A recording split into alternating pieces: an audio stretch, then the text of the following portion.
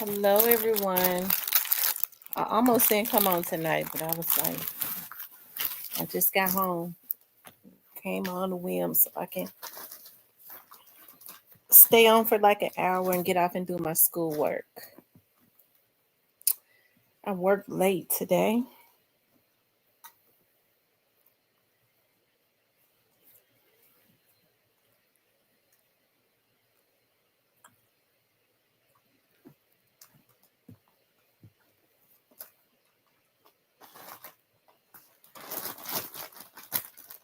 Hey, ZK.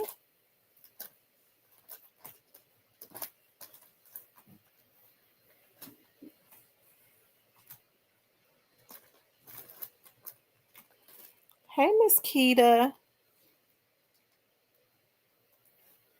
Hey, Anissa. Anissa, how's that baby doing? Has everybody finished Christmas shopping and all of that good stuff? Hey, Miss Clarinetta. I think I think I'm almost finished. I think. I don't know. Oh no, I gotta go pick up something on um tomorrow and then I'll be finished. I always start early because I know that I always start real early. September is a good time to start because they start taking them prices up around October so that they can take them back down to the regular prices in November, which is not a sale. So August and September is really a good time to shop.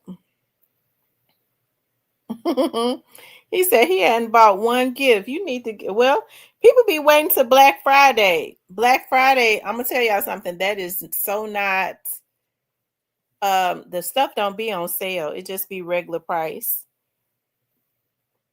Um hey Jocelyn, Keita, Kenny.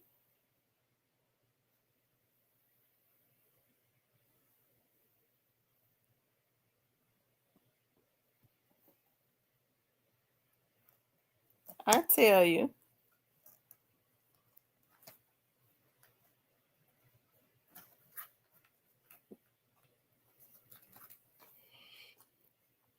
I want to talk about the disrespect of Young Dolph. King apologizes to Finesse 2 times, and Snoop kicked Dash off of death row. I ain't got two gifts, my wife and my side. I ain't got two gifts, my wife and my side. Lord Jesus. Kenny, yo. Lord have mercy. Oh,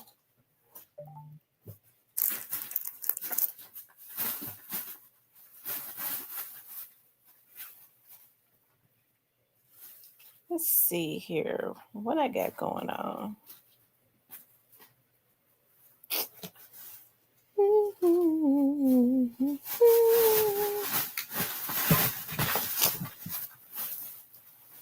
Oh, let me see.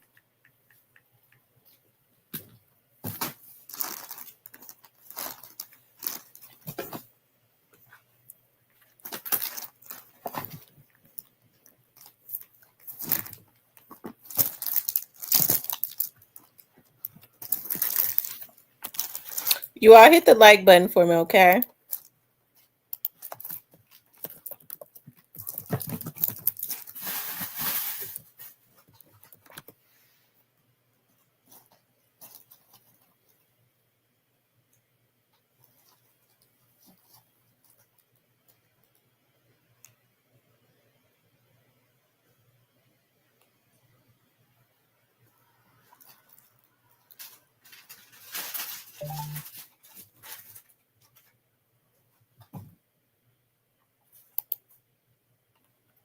Y'all know we always wait a few minutes.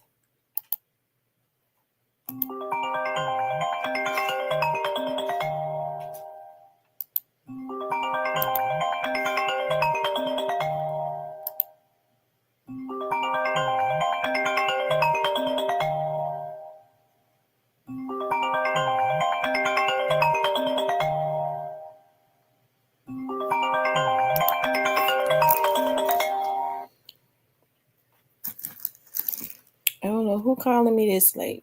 I don't want to talk. Oh,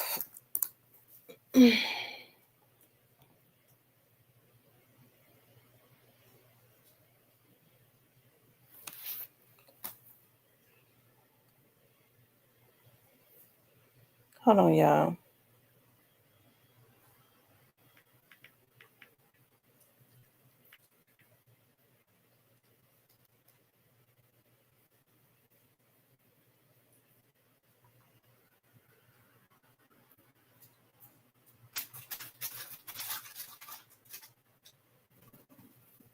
Mm. Hold on, y'all. Give me 1 second.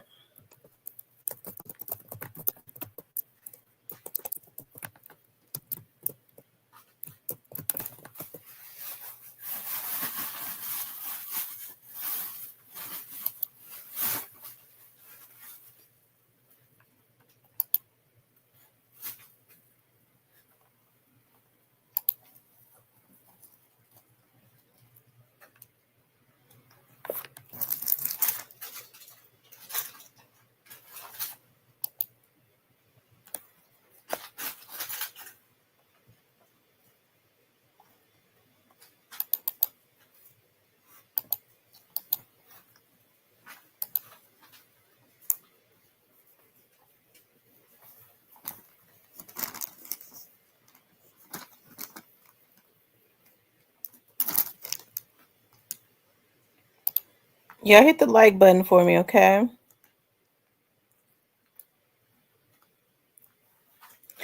Okay, you guys. So we're ready to start. It's 7 minutes. Okay. Yeah, like I said, I want to talk about the disrespect of Young Dolph, and I want to talk about King apologizes to Finesse 2 times, and Daz is saying that, hey, Memphis 10, hey, Miss Muffin, Joy Loves God, that Snoop Dogg kicked him off of Death Row. And I think that Daz and Snoop are cousins. Daz and Snoop are supposed to be cousins because he wouldn't sign over his publishing rights to him. Okay, so Snoop is trying to crack the whip. He's trying to keep that, I guess, I don't want to call it a legacy. Um, he's trying to keep that old thing going of taking advantage of artists and all of that. Okay. But let's look at what King, okay, says. I was looking at this the other day and I didn't get the opportunity to go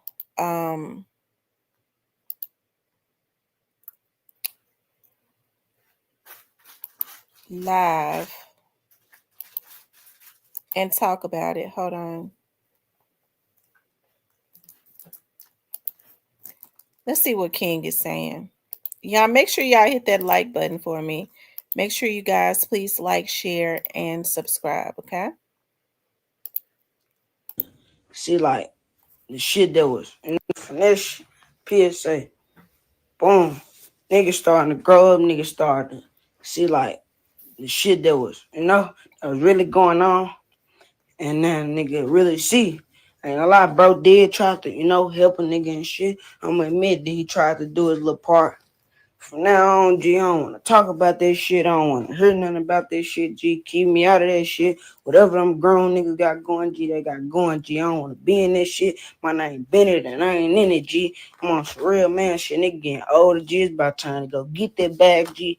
There's enough money out here for everybody. You niggas better lock in and sit y'all old ass down, G. It's about time to get some bread, G. Niggas got kids, niggas got shit to live for. Niggas all on the internet trying to argue and shit. That shit ain't it, G. I don't want to be in none of that shit, G. I'm out the way, G. I'm starting to like nigga getting older, nigga starting to really see the real in this shit. Only nigga by themselves now. It's about time to man up shit, get that paper shit. Nigga ain't got nobody to hold him now. Yeah. It's about time to own up and be a man. Shit, I'm admit to what I said. Yeah, bro. Yeah, nigga was just pissed off about what a nigga said on the internet. Nigga went too far with that shit. But yeah, I said my shit as a man. This shit is what it is. Everybody ain't perfect in life. Everybody gonna fuck up. Everybody ain't right shit. A lot of people ain't right in life. Everybody fuck up shit. That's all I gotta say. Stay safe. Okay, so he said Finesse tried to do his part, and he's talking like other people was putting him up to say what he said, and he on his own now. He got to get this money, and he said he growing up. He got bills to pay. King is 11 years old. Okay, um, I think it's a crying shame. Now, Finesse don't need to let King back into his life. Finesse needs to go. He need help himself. Finesse need to go check himself into a rehab. Okay, Finesse is too talented. What's up, Big G? To allow himself to become a full blown junkie. Okay, and he's on that road, and he's it's going real fast. Okay, and so Finesse can't do anything for King. King needs to be with somebody that's going to love him, and I know he's seen a lot, but that they're gonna have to take. He can't be around the streets. So I'm guessing he's back with his grandmother, since he's saying that a nigga got bills to pay. Nigga growing up got to get this money. An 11-year-old should not even have that type of pressure on him. King is a baby. Do y'all? I mean, King has only been on this earth for 11 years, and I wonder if he's 11, because earlier this year when he was going at it with Finesse, he was saying he was only 10 years old. Okay, so is he really 11? Yeah, he might be going on 11, or he might just turn 11. But you think about 11 years, that ain't nothing. King ain't even lived long enough to be even have to have had the experiences that he's had. King has seen things in his 11 years that I hope to never see in my 40 something years. Okay? And so I think what ended up happening was all of these adults used him. And even though Finesse gave him a home and stuff, Finesse, he had intentions on making money off of him, right? I think he liked him more than the rest of them, because the hustle man definitely was only dealing with him to try to come up and use him um, as a weapon against Finesse. King being a child, even though he is a child, his brain, and he's seen a lot, his brain is still not developed. Okay, his brain is still not developed. Okay, who's these people calling me? Hold on, y'all.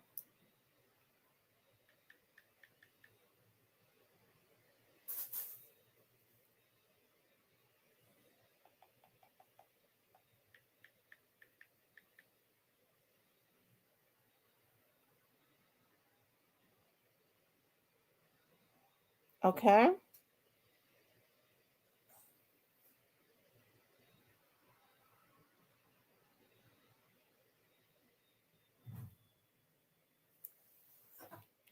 And so I think it's a shame, that this is happening with King.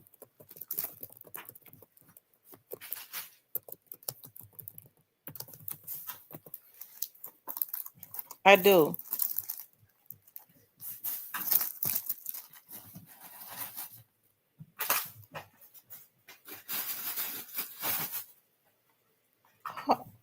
Hold on for a second, you all. Hold on.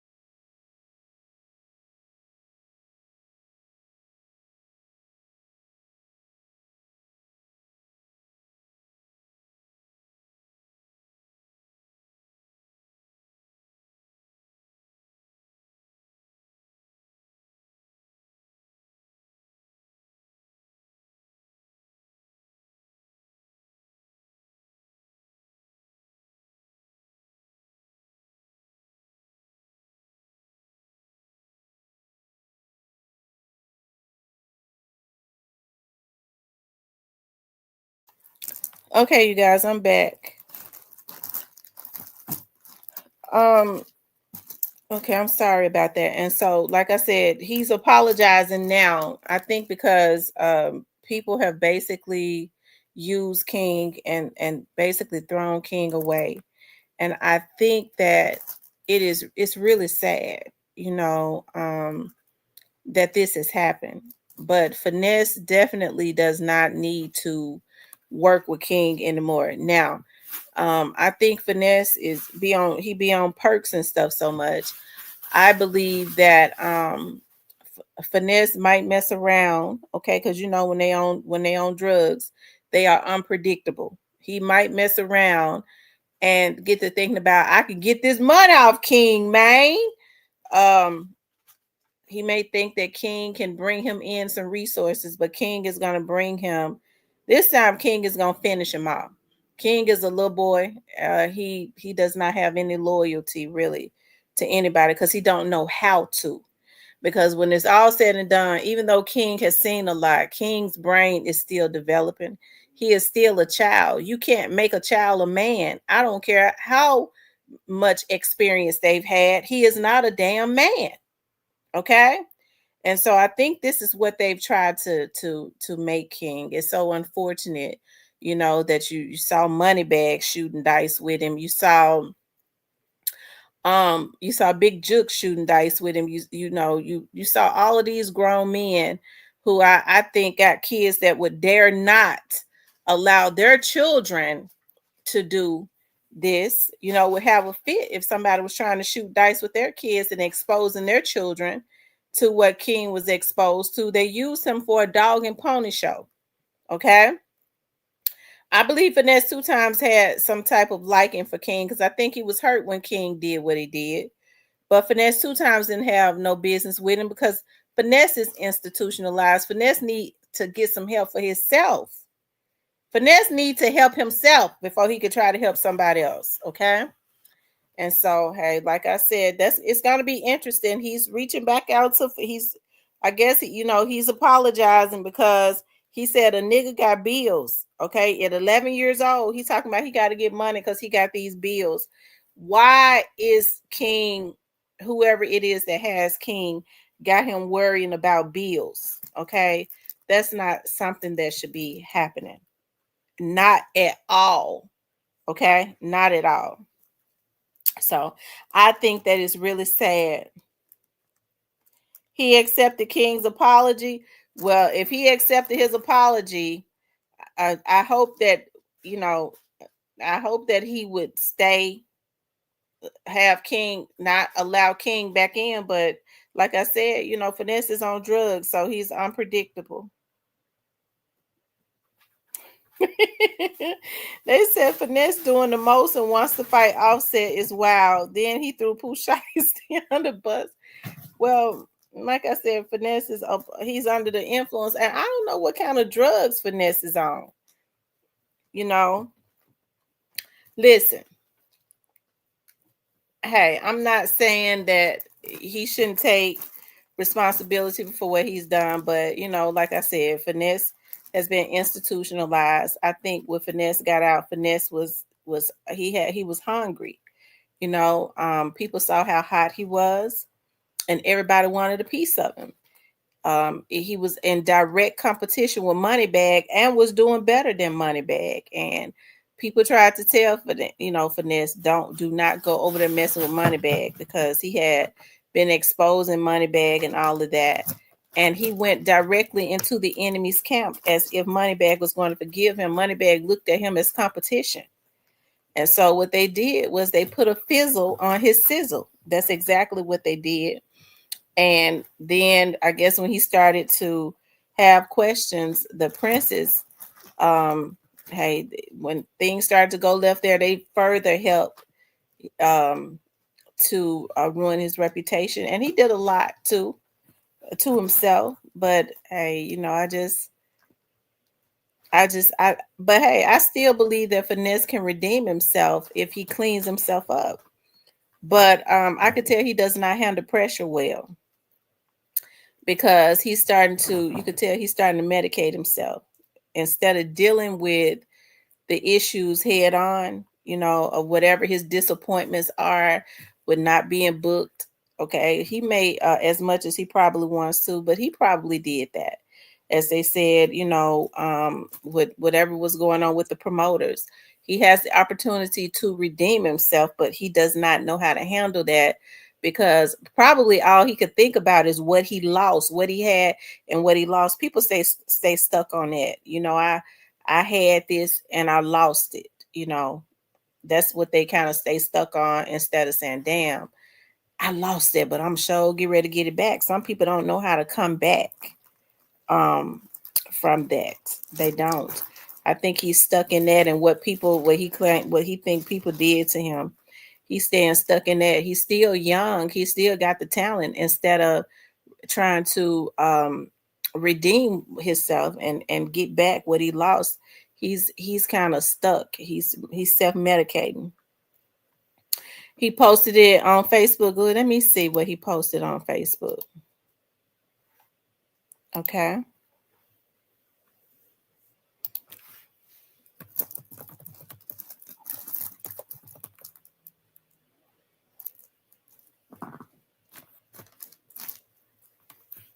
What is his name on Facebook? Big Ricky.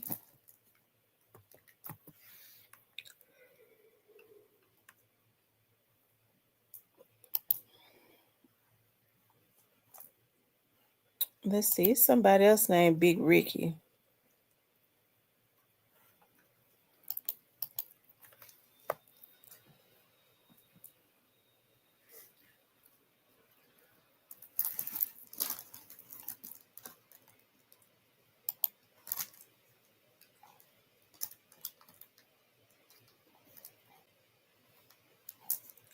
Sit down. I don't know why I can't never find his page.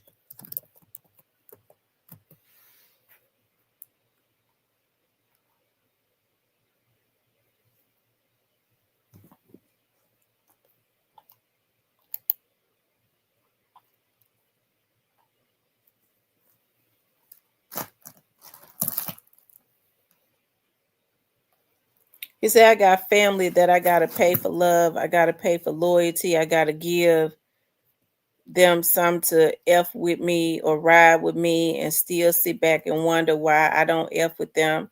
I see all this shit. What's worse is the silent hate, the silent envy, the ones you know for a fact don't F with you, but you still F with them. But that shit dead to me.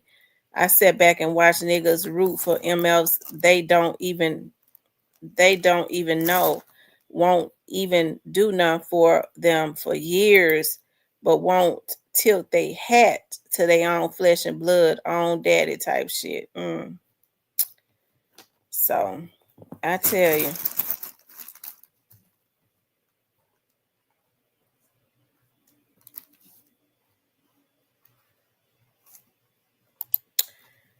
um, yeah, I think finesse two times, and I think he could do it too. I'm getting ready to give him an idea. I think finesse two times and his whole family, because a young Van Zant is Van Zant is back on network. I think that family needs to go to a Youngla, and I think they pay. The whole family can get paid, and I think it would be good for them to go on a Youngla. Everybody, okay, mama, brother, sister, everybody. I think they should go to Ayanla. If they don't go sit on Ayanla's couch, they need to go and sit on somebody's couch privately. They said,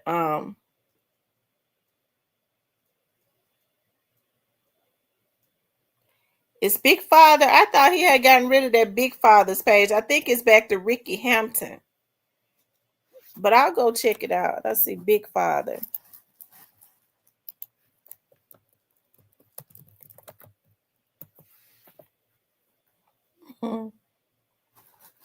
Because it went from Big Father to Big Ricky.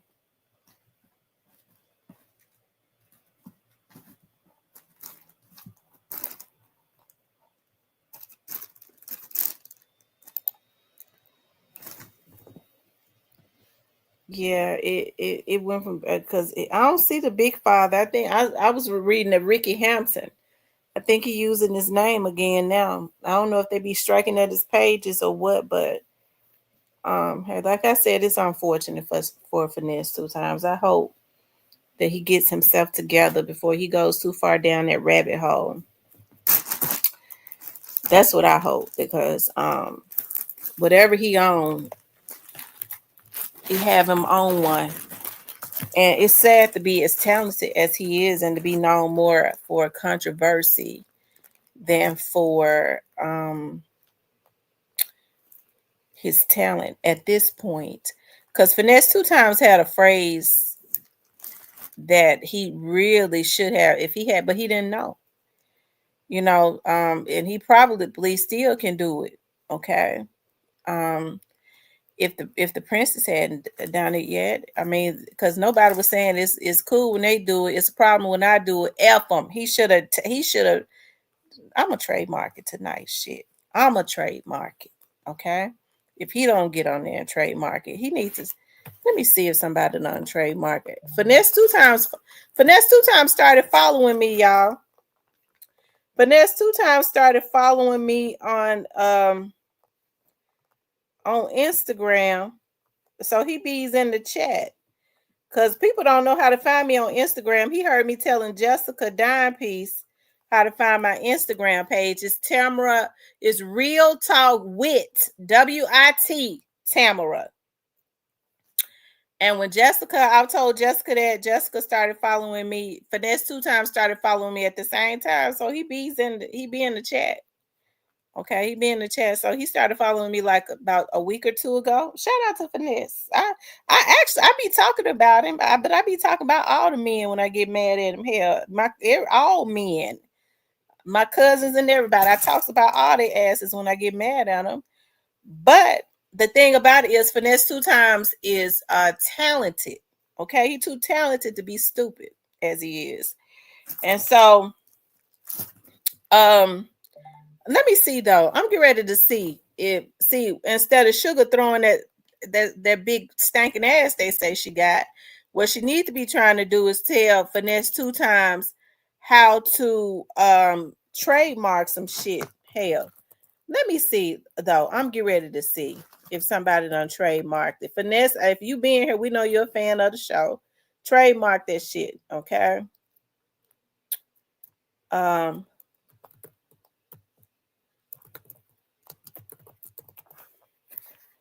Hold on. Let me see.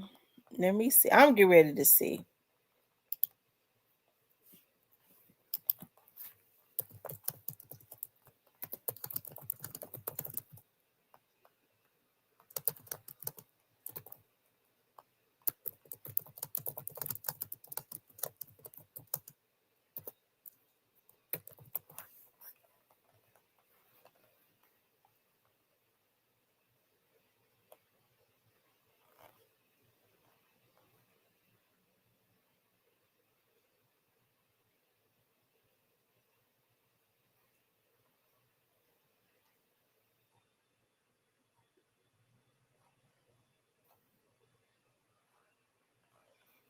Finesse ain't nobody got it trademarked.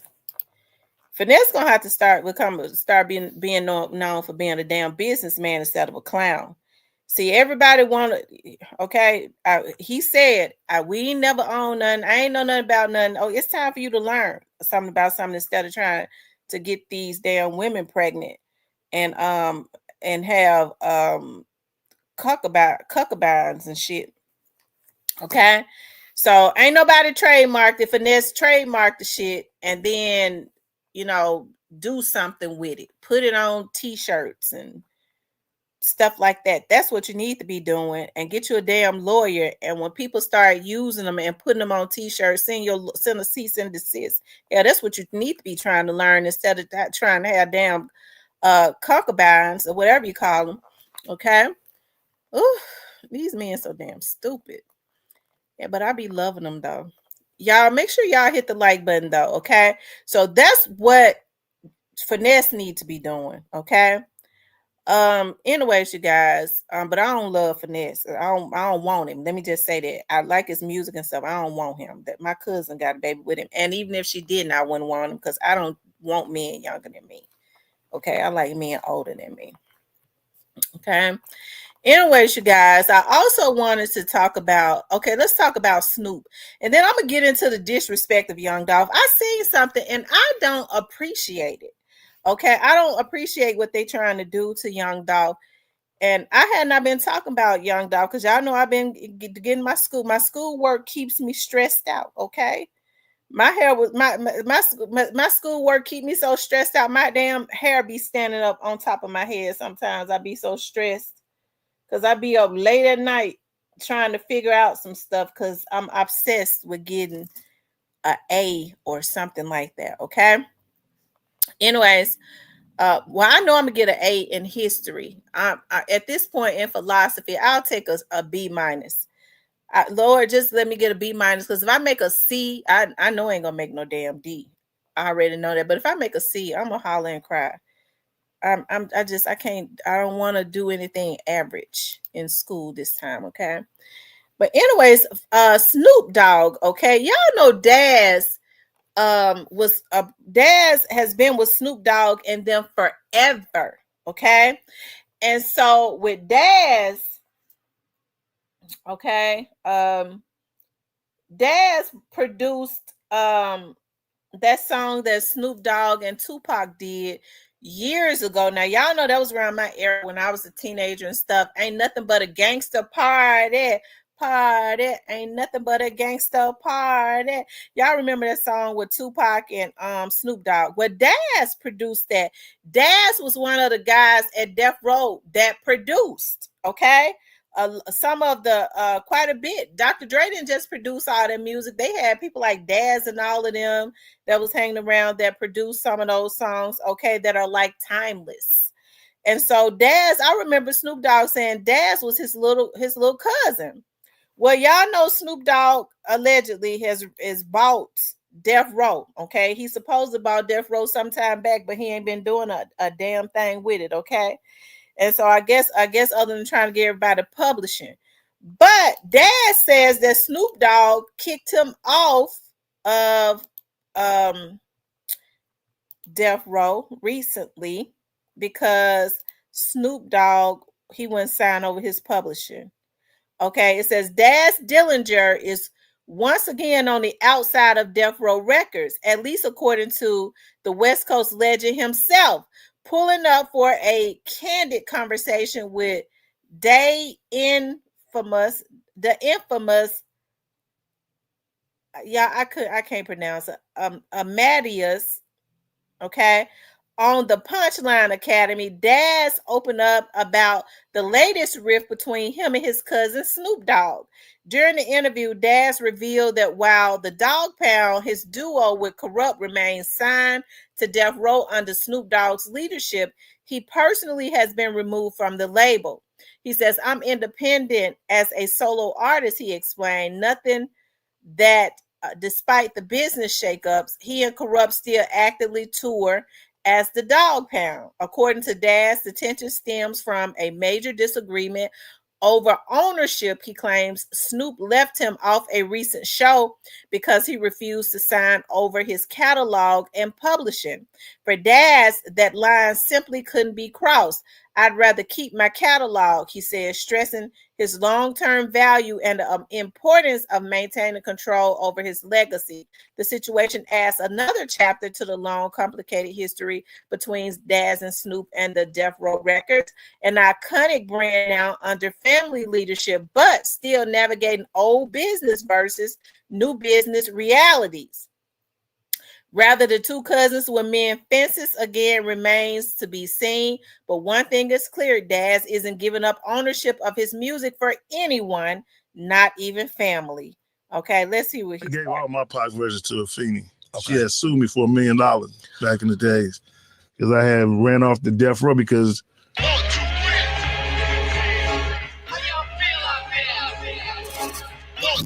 And I'm like, oh, 4-4. This is my guy, Daz Dillinger.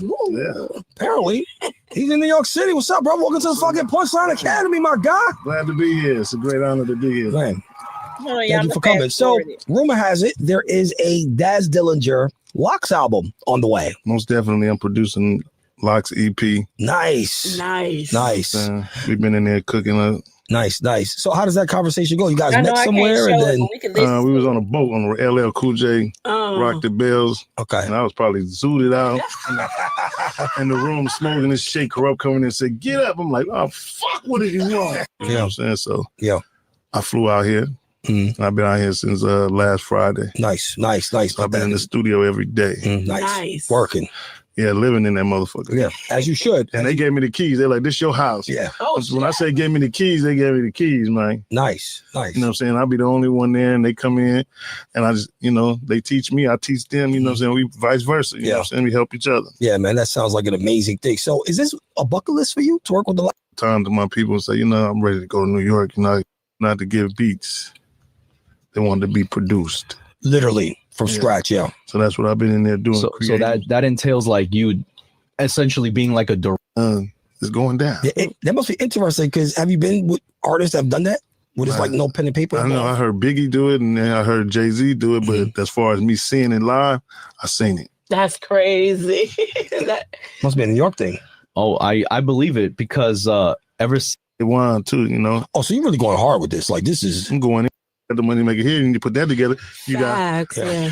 But the difference. So my question is like the aspects of like, is it easier to get in a studio with one in 1998? Yeah, and now I'm back again with a new album called Rotation. Okay, that's super angry, and I guess what was it that Suge did? But he went and he just talking shit. He just crashed out like on TMZ or like he just crashing out, telling. You know what I'm saying? Trying to make one of the old dudes tell on Snoop and find out. I'm just like, he got the police working with him or something. Yeah. It seems so, weird. If he say something about me, I got to say something back because you know what I'm saying. We used to have fights back in the day. I used to body slam his big ass. You know what I'm saying?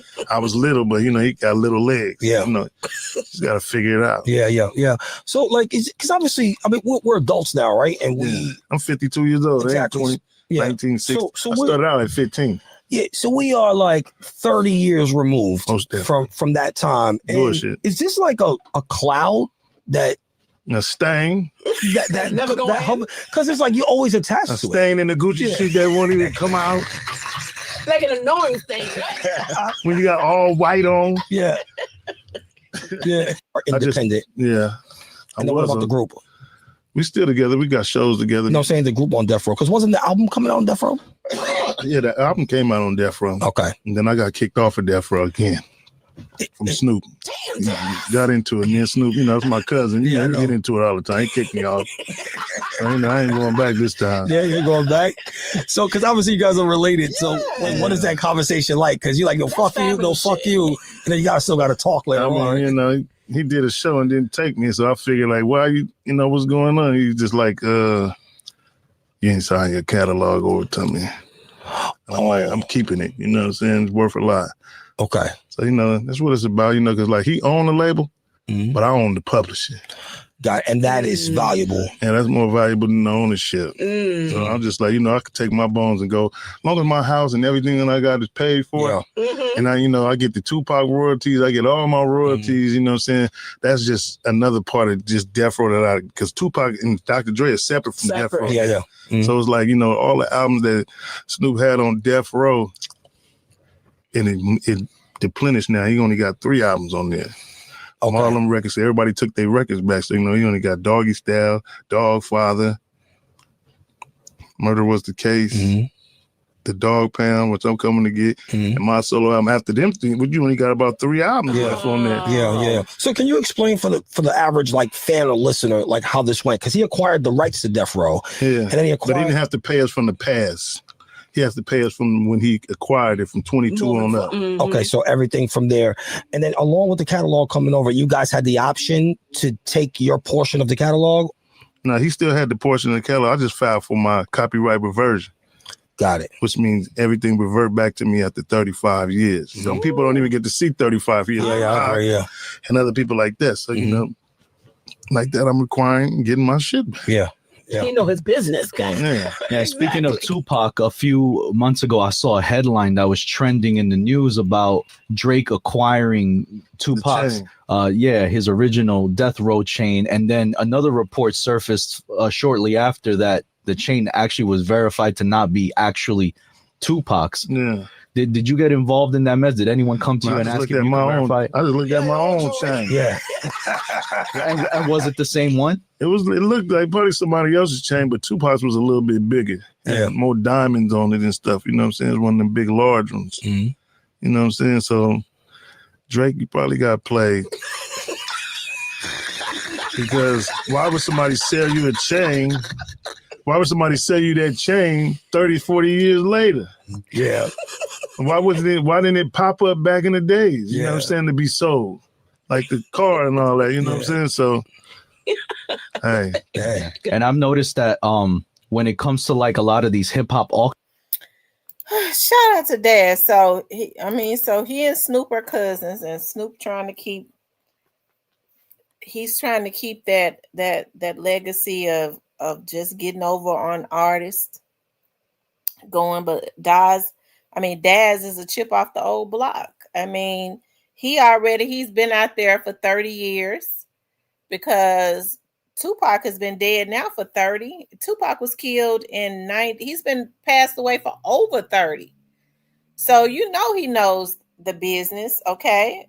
Snoop doesn't want to have to, since Snoop has acquired Death Row, he does not want to have to, pay Daz anything, So I guess he thought he was one of those young artists. Well, he's not young because he's looking at him, okay? That he could put in a chokehold, but Daz is getting his royalties. He may not be the richest, but I told y'all that a lot of those songs he produced, he's getting paid for Tupac and stuff like that. He's getting paid and stuff. So why would he sign over his stuff to Snoop just to be able to go on tour and stuff? That would be crazy. So, I think he's doing the right thing, but I think it's sad, like the practice of the music industry. But it seems like to me the industry is crashing fast. As far as the music part, it's going down extremely. It really has hit rock bottom, and that's why you have. I think you see a lot of the evil practices that we see now, people signing artists and putting insurance on them. And then the next thing something has happened to the artist. Now it's not happening as much as it had been happening. I think it was becoming so obvious. Probably insurance companies and the federal government, all of that probably started looking and digging into these record companies and stuff like that, dealing with these insurance policies and stuff, because I definitely think that that's what they was doing. That's how they was coming up. It's a damn shame that you go and you kill somebody just to be able to you go take a human life for some money. To me, I think a person that does something like that is definitely the lowest of the low. Okay, you go and take a human life for some damn paper. That's the lowest of the low. Definitely no soul, none of that. Okay. Yeah, but shout out to Daz, for he don't even seem mad about it. Snoop is family. You know how Snoop is. He said he ain't going back this time. Cause he be damned. He trying to mess with his generational wealth. Snoop probably. I'm sure Snoop. We've seen Snoop national. Snoop has gone far further than any of them. Now I think that they just Snoop made a comment, and the LGBTQ community is trying to counsel him. I was looking at Tasha K. They canceled some show that he was supposed to do, his New Year's show, because he said he took his grandkids to see some show and two men were kissing, and he said that he felt uncomfortable with his grandchildren looking at that, and now they want to cancel him. So they canceled his show. They said he's apologized like 350 times and all of that. I'm gonna tell you something, because me myself, I don't have any issues with the LGBTQ community, but here's the thing. I see a lot of gay men who they have all of these opinions about straight women. Okay, they dog a lot of them dog straight women, but when you say, and this is a way to control you, hey, I don't have any issues with the LGBTQ community. I think that everybody should be treated equally, and I do. I have issues with people who want to taunt and do like slurs as it relates to somebody that is homosexual. I don't like the homophobic type situation. But hey, when I say me myself, I believe that marriage is between a man and a woman. Or, hey, me myself, I don't want to date a woman. That's not something I'm into. Okay. I am a straight woman, 100% straight. Okay. Um, Now they want to label you homophobic. That is a way to control you. I don't think that that's fair. He should be able to say that just with his kid, just with his grandkids being so young, being in households with heterosexual people, hey, they have not seen something like this. It makes me uncomfortable. So, I don't this is something we have not talked about. Maybe it confuses the kids. Instead, what they want to do is, unfortunately, they want to come after you with hey, with a vengeance, and it's just not right. I think that if we could, as a community, a heterosexual community, can stand up for the homosexual community and say, listen, this is not right. Hey, these are my views, but everybody is to be treated equally. Me myself, hey, I'm heterosexual. I want to be with a damn man. Okay, I'm gonna be with one. I don't want to try any of that other, the alternative lifestyle or whatever. Hey, I think that I should be able to say that. What you're doing now is when you come at me vengefully to try and control me, okay, and by calling me homophobic, hey, that's definitely not fair, especially when it's a lot of heterosexual people that stand on the side of homosexuals and say that it's not right. The racial slurs, the taunting, the bullying. Hey, and if we're going to be honest about it, I wish that I wish that the homosexual community would stand with black people, okay, when we're out there marching, okay, as we do for them. Instead, what they want to do is they'll counsel somebody like Snoop, and which I don't give a damn about Snoop either, okay, but I'm just saying, like, this stuff has got to stop, okay. It's got to stop. You can't come at somebody because they say, well, I didn't feel comfortable with my grandchildren seeing that, because that's something that they've never seen. Oh, okay, well, you're homophobic. That's not right. It's definitely not right. So I think that should be taken a look at, because, like I said, I thought that all men were created equal.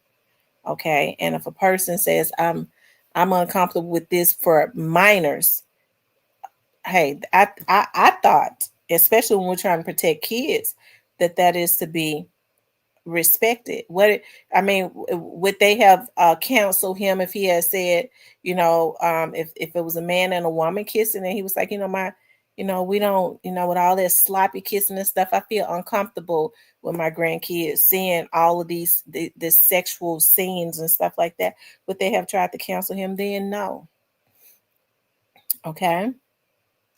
I feel like at this point that there is a hit on heterosexual people. That's At this point, that's kind of how I feel sometimes, because I see homosexual community talk very badly about heterosexual couples or heterosexual people. We don't call them heterophobic. Okay. So I think that some things need to change as it relates to that. Okay.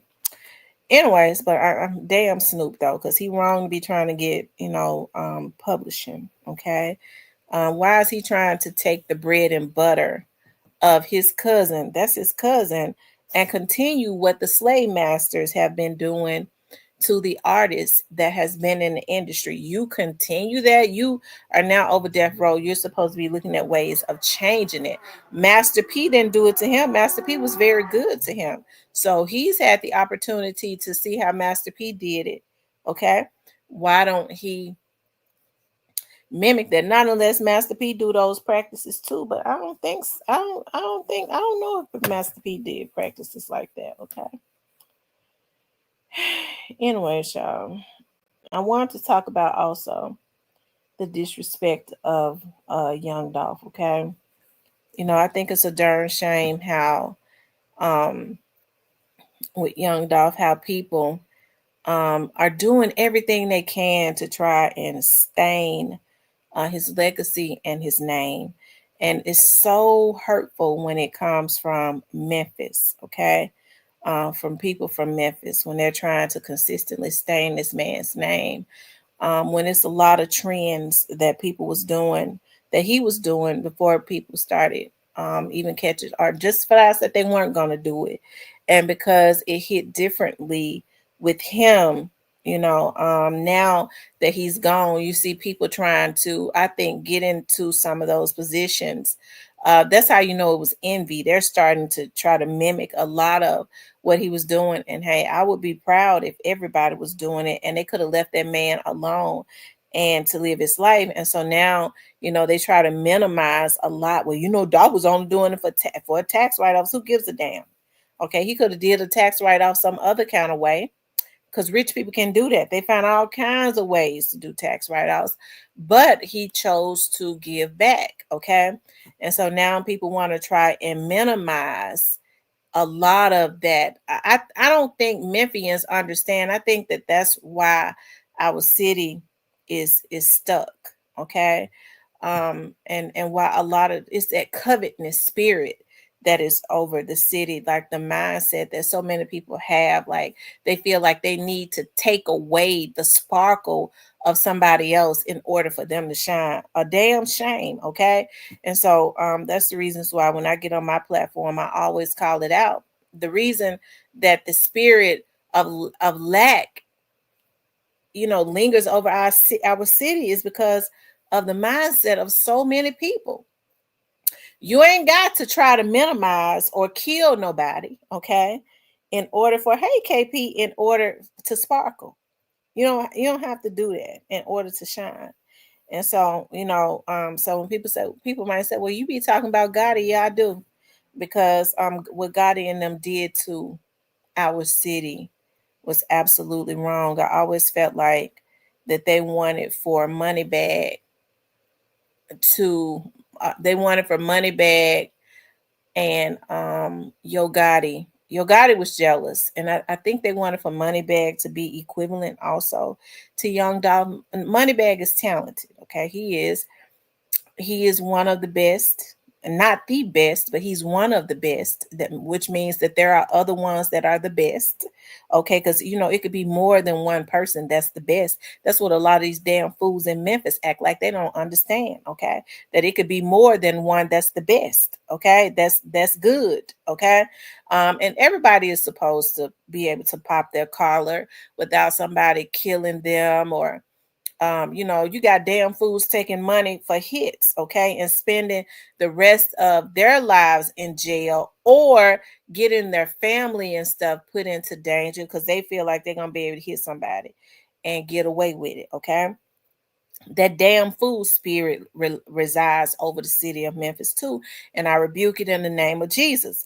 But and so Moneybag, although he's talented, he ain't got it like that. Okay, he ain't got the swag that Young Dolph had.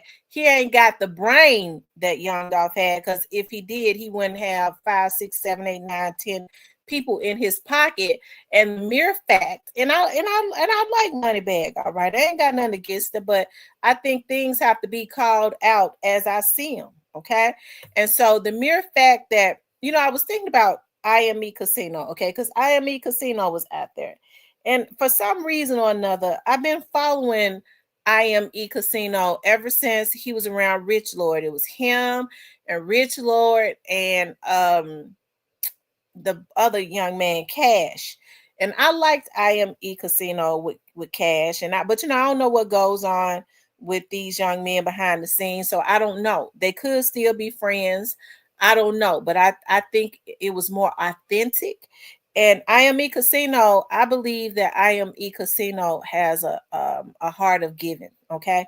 Because I've watched him, like I looked at those videos back from 2017, 2018.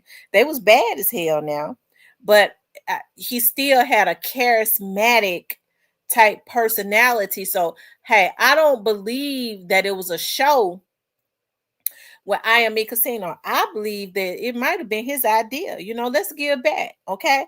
But Moneybag and them being as crafty as they are, and they're a bunch of damn haters, okay? That they decide they want to give back on Dolph's day of giving that the Ida May organization gives back on. Hey, I ain't gonna be mad because as far as I know, Moneybag is a fan of Young Dolph. So maybe he was doing it in the name, in the spirit of Young Dolph, because they definitely could not have overshadowed that. Okay, so when I say this, I don't talk about IME Casino because I don't believe that IME Casino is in that shit. But Moneybag definitely probably has some type of disdain for Young Dolph, okay, because he was one of the ones that was more than likely mad about Young Dolph signing Big Uncle, whoever it was, because he was related to the young men that they claimed that Big Unc allegedly, and Big Unc was exonerated for that because they said that it was not, actually Big Unc that was a part of that. Okay.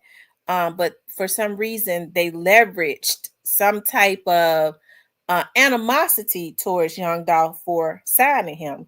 But Lord, please God, Lord, please don't let me do it. Please don't let me do it. Please don't let me do it, because I was getting ready to go in, but I'm trying to change my way of speaking, and I don't want to be cussing folks out when I have temper tantrums. Okay, but okay, and so they feel, but somebody like I was saying, like Clive Davis, okay, they can go and you had Arista and Capitol Records and all those types of records that did nothing but sign different artists and a lot of times they didn't even like each other.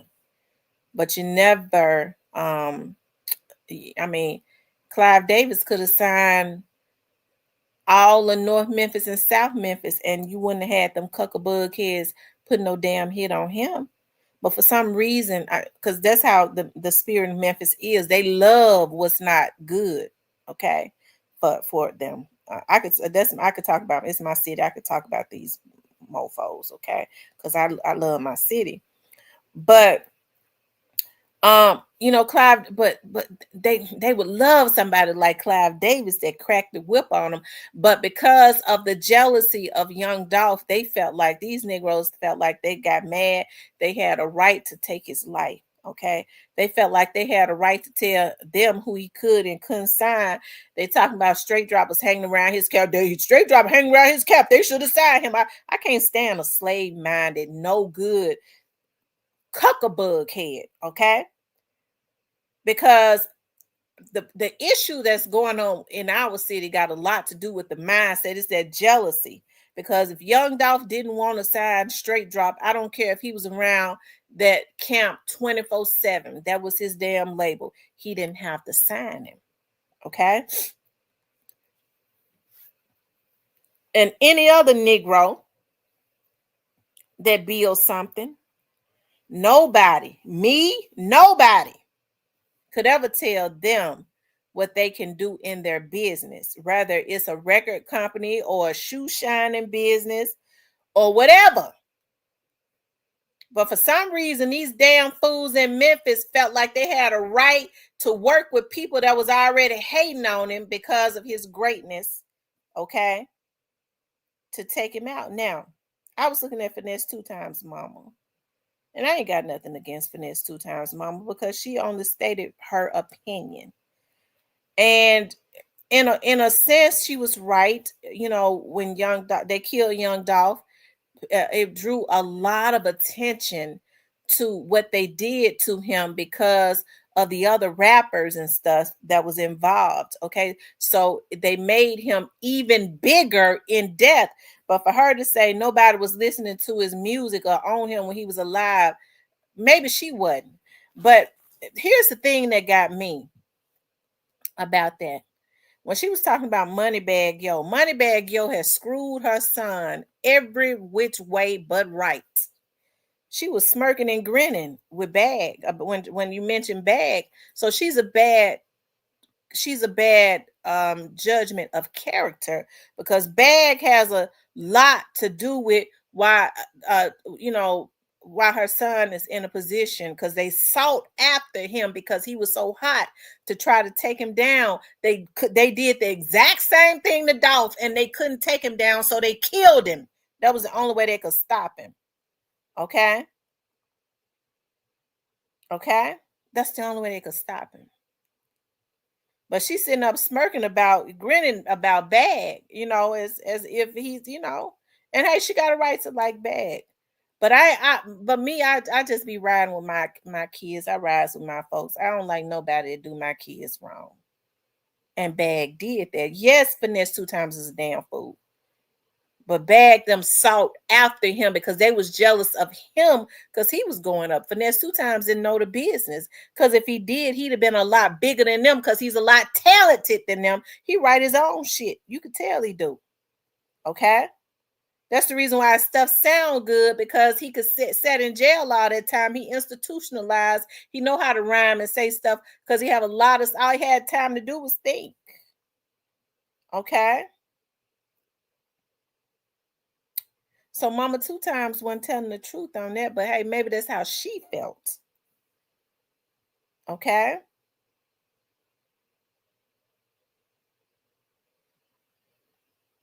Okay? But in like I said, in a sense, when he died, he did get bigger than what he was. You can't be a millionaire like what Dolph was doing, getting millions off of music and not and your city not be supporting you. His city put him on. So they was on him. Okay?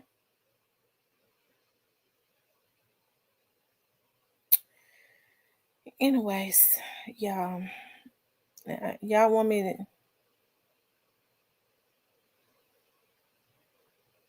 Bag still don't know the damn business. That's why he got 8-9 people in his pocket. Shit. I'm gonna drop the link because y'all know I got started fussing early. I'm tapped out. I got to save the rest of my energy for this philosophy assignment tonight. So y'all know I could go all in, but I don't want to be tired. I don't want to be tired. So what I'm gonna do is anybody want to come up, y'all can come up. Say the rest of the energy for the philosophy, because it's gonna whoop my ass cat raggedy. Okay, my philosophy class, my homework I got to do tonight. It takes me every bit of 2.5 hours to do an assignment that ain't got but 4 questions. Because y'all don't understand, like, the language is in like the King James Version language, so I have to figure that out. And for one, if she give us 4 questions, one question has about 4 different things that she asks you in one question. So it's really about 4 questions. So it turns out 4 questions end up being like 10, 12 questions. Okay. And then she give us so much to read, and you have to read all of it in order to answer those questions. So you have to unscramble with your brain the different type of language. I spake, I figured out that it means I spoke. That's the type of language that it was. It is. She says, Ashley, definitely, she just want Finesse to start back. Her finds her interview is interesting. I told Miss T she has a back has to back her damn son. She is not. Yeah, because ain't nowhere in the world I would even like Moneybag. Moneybag and them definitely they tag team finesse. Moneybag and the Princess.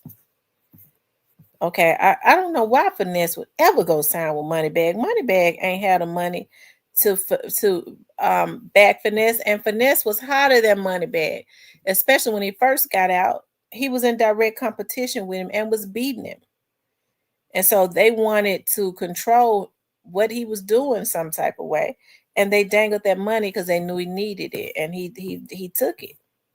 I'm sure that's why Finesse is doing drugs and stuff now because he having the opportunity to see a lot of shit.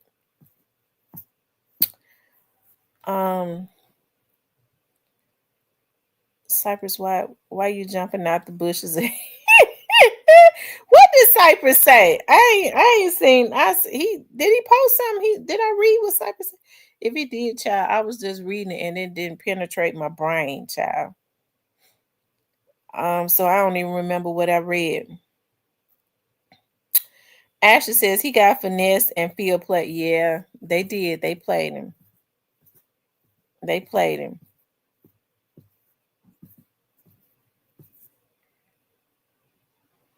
I tell you. If anybody want to come up, y'all can come up. I'll be on for like 30 more minutes. And then I'm going to have to get off and do my homework.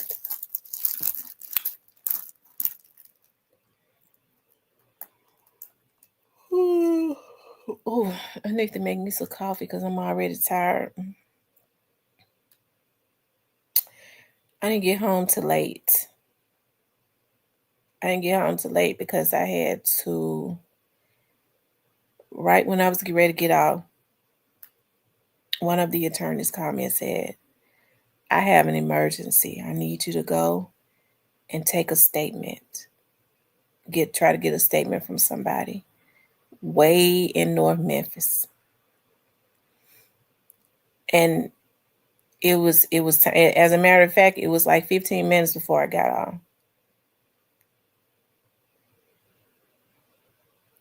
And I didn't get home. I had just gotten home when I got here because, child. When you go to people's houses, sometimes they be real chatty. They be wanting to talk. But hey, I ain't got no issues with them talking, okay? I'm one of them people that folks like to tell everything, they whole life story, because I sit there and listen. Okay, but I guess what I need.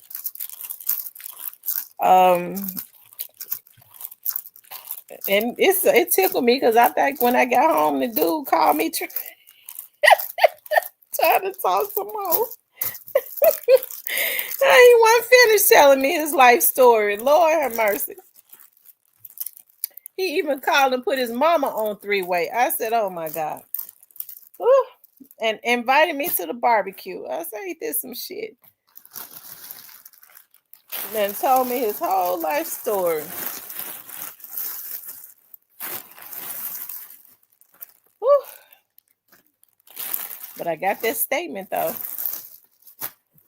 Whew. Lord have mercy. It's hot. Thank you, Damon.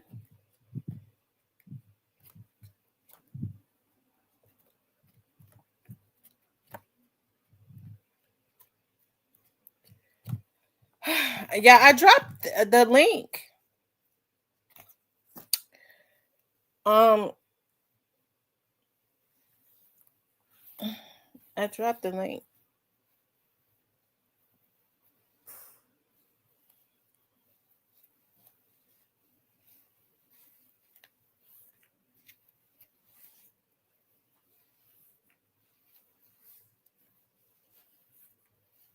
If anybody want to come up.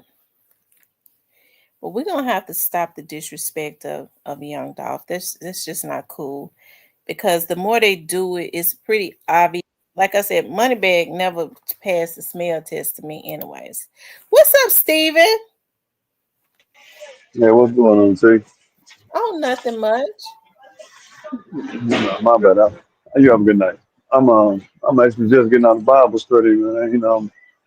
I wish I would have caught more of the live. I saw it earlier. I know she's gonna go off, but I didn't catch none of it. I didn't. What's up, chat? What's up? Justice Radal says, making a video right now about the title "Who Dare to Disrespect Young Dog." Well, did you see on Douse Day yesterday? Was Douse Day yesterday? Yeah, No, yes, man. It was Monday. yesterday. It was Dog Day Monday. was just. Yeah, you right. Monday. Moneybag didn't want to go give out turkeys on Douse Day of Giving. I mean, to try to overshadow, like if they do that, we already know they felt like if they did that, then that would take the energy off of everybody reliving what they did to young Dolph. Okay. And Moneybag make himself seem even more guilty because he never passed the smell test, anyways. Like somebody said, who's that told me that? Stephen, was that you said God ain't gave him another damn bag of money for his birthday since Dolph was killed? Have Nope, not one. And before people go making videos and saying stuff, well, they dead. It could have been any day. You're right. It could have been Tuesday. Could have been tomorrow. It just so happened to be Monday. So I don't want to hear no excuses from nobody talking about they had this pre-planned. No, you didn't. No, you didn't. No, you didn't. No, you didn't. They know exactly what they were doing. So that's just that. I'm just putting that. Well, like Tamara say, in the atmosphere, putting it out there. That was just the wrong day. The optics were bad. And Tam, did you tell them what you and I talked about, or you didn't want to say nothing about that? I don't About remember. what one of the dudes told you that was out there? Oh yeah. Yeah, we'll just Yeah, say that.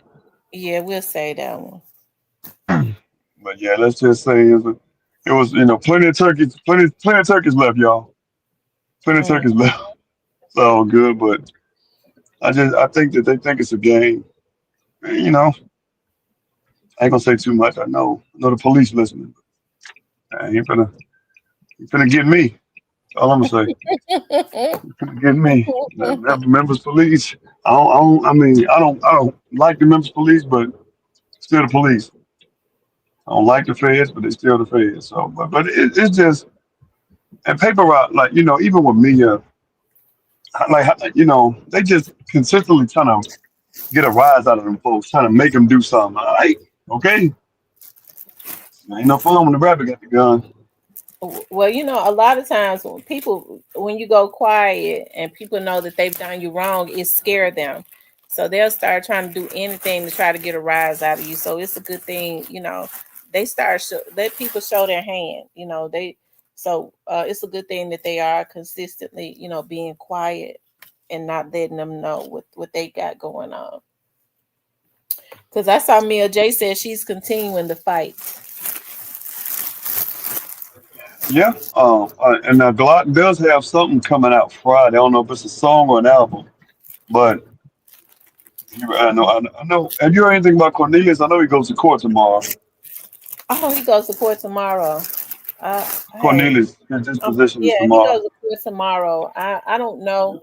I don't think his court date has been rescheduled. Not at this point. It hasn't. Yeah, man. It's just it's this whole thing. It's just that. But as the title said, the disrespect is I don't.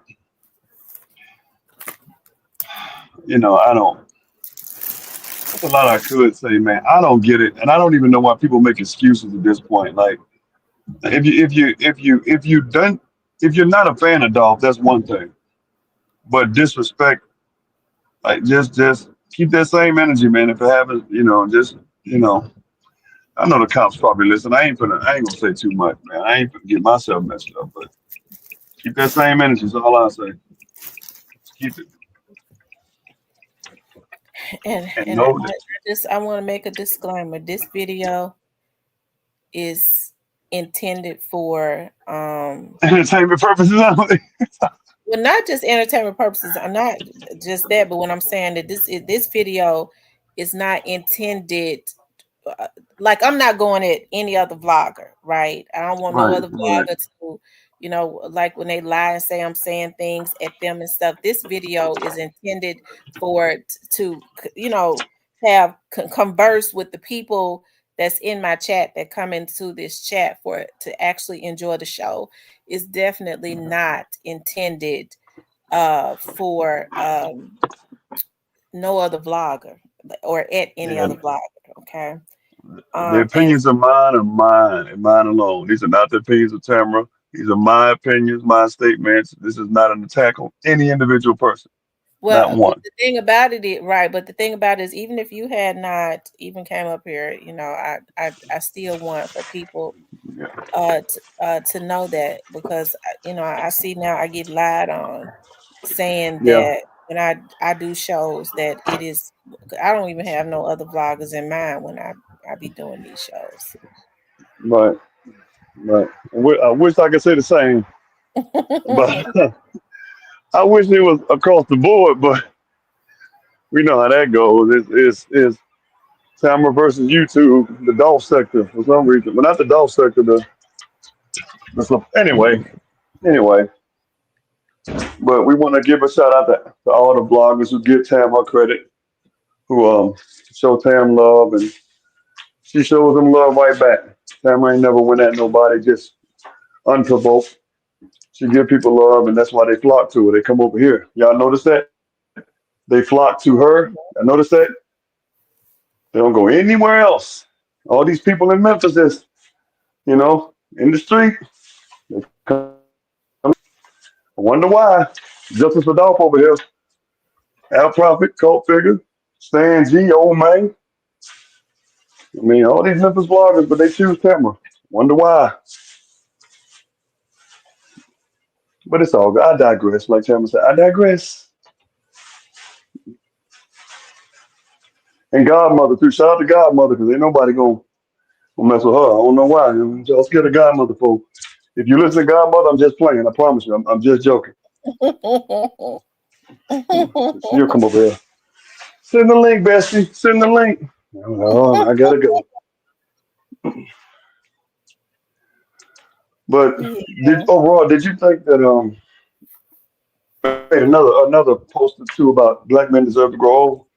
Mhm. Like people still supporting that, and she's not even actively um like advertising that. So that just shows you the love people have for Dolph. Like I don't think people understand.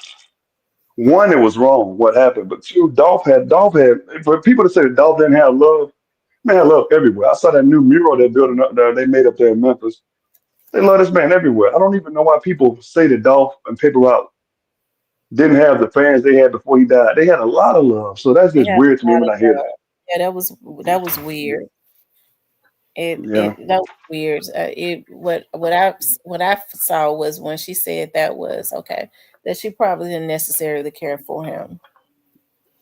Right, So what she should have said is I didn't he didn't I didn't listen to his stuff because she can't speak for the whole city of Memphis. It's pretty obvious that right, he was loved. right. Even in North Memphis, like don't let it be known. I think the people Yeah, that North Memphis didn't hated have him, North Memphis didn't have no problems with Young Dolph at all. I've never heard people from North Memphis. You don't even have people from North Memphis coming into my chat. Never with the 4 years that this has happened, or getting on right, any platforms or any chats or anything like that. Uh, uh, talking about any hate. Because I think a lot of people from North Memphis felt like it shouldn't have even have gone that far to be killing another man from your city about nothing. That was just as successful. That was, yeah, helping the city. absolutely. And you hear it on different blogs, man. The guy the other day, I forgot his name. He was like, man, that just really it left such a dark cloud over the city. And I don't think people realize just they probably realized the impact. They just didn't know it was gonna be this bad, and it ain't over yet though. They got to pay, like you say, they got to pay. I mean, their problems hadn't even begun. They got imagine having to look over your shoulder, not only for the police and the feds, but for just people who just want to get you out of here. Money can't save you. Security can't save you. When it's your time to go, you're gonna go. You can have 50 people around you. It ain't gonna matter. So hopefully the police get to them before the streets do. And that's all of. Like I said, I ain't gonna say too much, but hopefully the police get to you and the feds stop whatever they're doing. It's all good. You ain't hear that from me though. I'm a nobody from Alabama. I ain't nobody. I don't know nothing. I don't know nothing, Tamara. Well, Just I'm gonna talk to you off. I'm gonna talk to you later. Cause man, this is I can't. I don't want to say too much, but I'm gonna. We got to talk real for real. okay, well, I'll call you tonight. All right, then. Let me get with you. Okay. All right, you guys, make sure y'all hit the like button for me. Make sure you guys please like, share, and subscribe. But the disrespect has to stop. Like, regardless, what they did to him is wrong. And I tell you, when I see people my age or older or close to my age, and it should be universal. Like you should be teaching children that what they did to Young Dolph was wrong. Okay.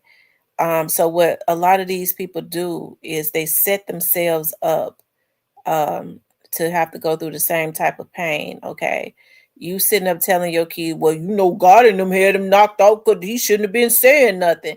So you teaching your kids that it's okay to go and kill somebody because they say something to you that you don't like or you get your feelings hurt. Okay, so you keep that energy going. Somebody either does the same thing to your child. If you got a bunch of old ass damn fools saying it and feeling that way because they can't control their damn emotions, okay, and this is the energy that they're putting out to kids, right? Which is why a lot of these kids do a lot of things that people don't understand because they got a bunch of damn fools raising them, okay, that's emotionally unstable. And so that's the reason why I say it's really, I don't know, like I said, I know we all come from different households and stuff like that, but hey, I think even without being coming from a good home, a person should know that killing a person is wrong just because you want to bend a profit off of it or you get mad at him. That motherfucker said something, he kept my name in his mouth, so I shot him and killed him. I put a hit on him. You pitiful. I don't respect the person that do that. Number one, you emotionally unstable. You a damn sissy. You ain't even got no business rapping. Okay? See, a lot of these people got the issues confused when they hear me say sissies. What they want to do is they feel they've made it a negative connotation as it relates to homosexuals. They are not sissies. Period. Okay, they are not. Two men that choose to be consensual with their situation, that don't make them no sissies. That make them two grown adults that's attracted to the same sex. What makes these mofos sissies is when they can't control their emotions and they want to destroy because they can't control them. I don't even know how these women lay with them. You lay with a man that go kill somebody because he get mad at them, sends a bunch of damn fools to go kill him. I don't like you. Okay? You emotionally unstable. You pathetic. You a sissy. And you subject to do anything. Okay? I don't like your kind. You destroy life because you can't control your emotions. See, people don't be wanting to hear the truth no more. Folks want to get on here and put a pacifier in somebody's mouth all the time. Well, I like Gotti and I like Dog and yeah, Gotti got music I like, but that Negro and his crew was wrong. Okay? When are people gonna say that? What is wrong with grown women justifying that and they got damn sons and stuff? How would they feel if somebody went and killed their son just because they got mad at something he said? It ain't nothing right about it. And for people to be trying to justify my city, I can't understand what's going on with the mindset. I know that we couldn't be that messed up. Okay? That spirit of jealousy been lingering over our city. Okay? Look at what hell you have folks on here talk about lying on me like a big dog. I done been in the bed with 7.5 men, and they got on here lying like I had been with all these damn men. Okay, this is what they do when they want to try and defame your character. I'm a damn open book. You got folks on here talking about they done been hoes and prostitute and everything else. And when people are hurt, they want to try to attach that stuff to you. If I had been a whore, I would have said it. Because I know how to use I know how to use what has happened to me or whatever as a testimony, but I ain't never had to be one. It don't mean I don't have empathy for women that have, because we've all had different lives, but to try and defame a sister that ain't never did nothing to you. You feel like I want to bring, a lot of women are so hurt, they feel like I want to, her life probably been too good, or she thinks she's something. I'm a bring her down. And those are the things that they do, and they've been doing it since the beginning of time. I ain't ashamed of nothing. I ain't ashamed of nothing. I done spoke about the men that I've dated 7.5 in my 40-something, because the last one I was with was a half of a damn man, so I count him as a half. Okay? I'm closer to 50 than I am to 40, and I ain't even been with 10 men and don't plan on it. Okay? And if you ask me, technically 8 men is too many, if you ask me. But we all make mistakes. But I ain't gonna go and try and shame no woman that has been with 100. I ain't gonna go calling her wore out twat and all that. I wouldn't dare do that. But that's the type of spirit that lingers over our city. We're gonna try to bring them down. That's the reason I have to put the police on them. I know the type of spirit that lingers over our city. It's that spirit of jealousy. More so, it's so bad that they'll kill you. See, I got a spirit of perseverance like Young Dolph. That's why I have to put the police on the folks. Can't stop, won't stop, don't stop. I wins. And it's something about that covetous spirit in Memphis that try and kill you when they see you got that spirit of perseverance. Okay? I be having some of my ex-boyfriends in this damn chat. Okay?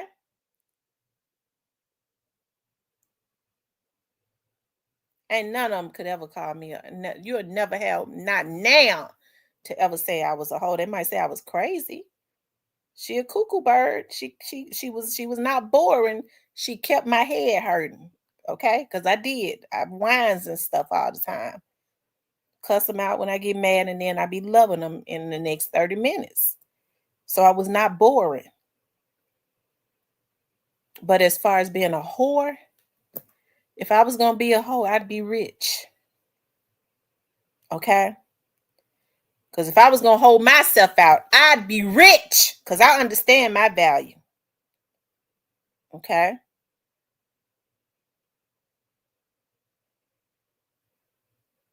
But unfortunately, that's what goes on in my city.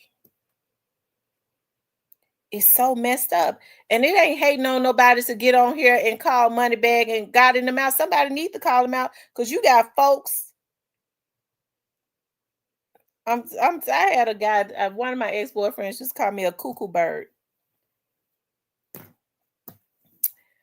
He used to call me a cuckoo bird all the time, because I would say, I don't think we should be together no more. I don't want to be together no more. And then the next minute why you don't want to be together? I'm like, because I love you.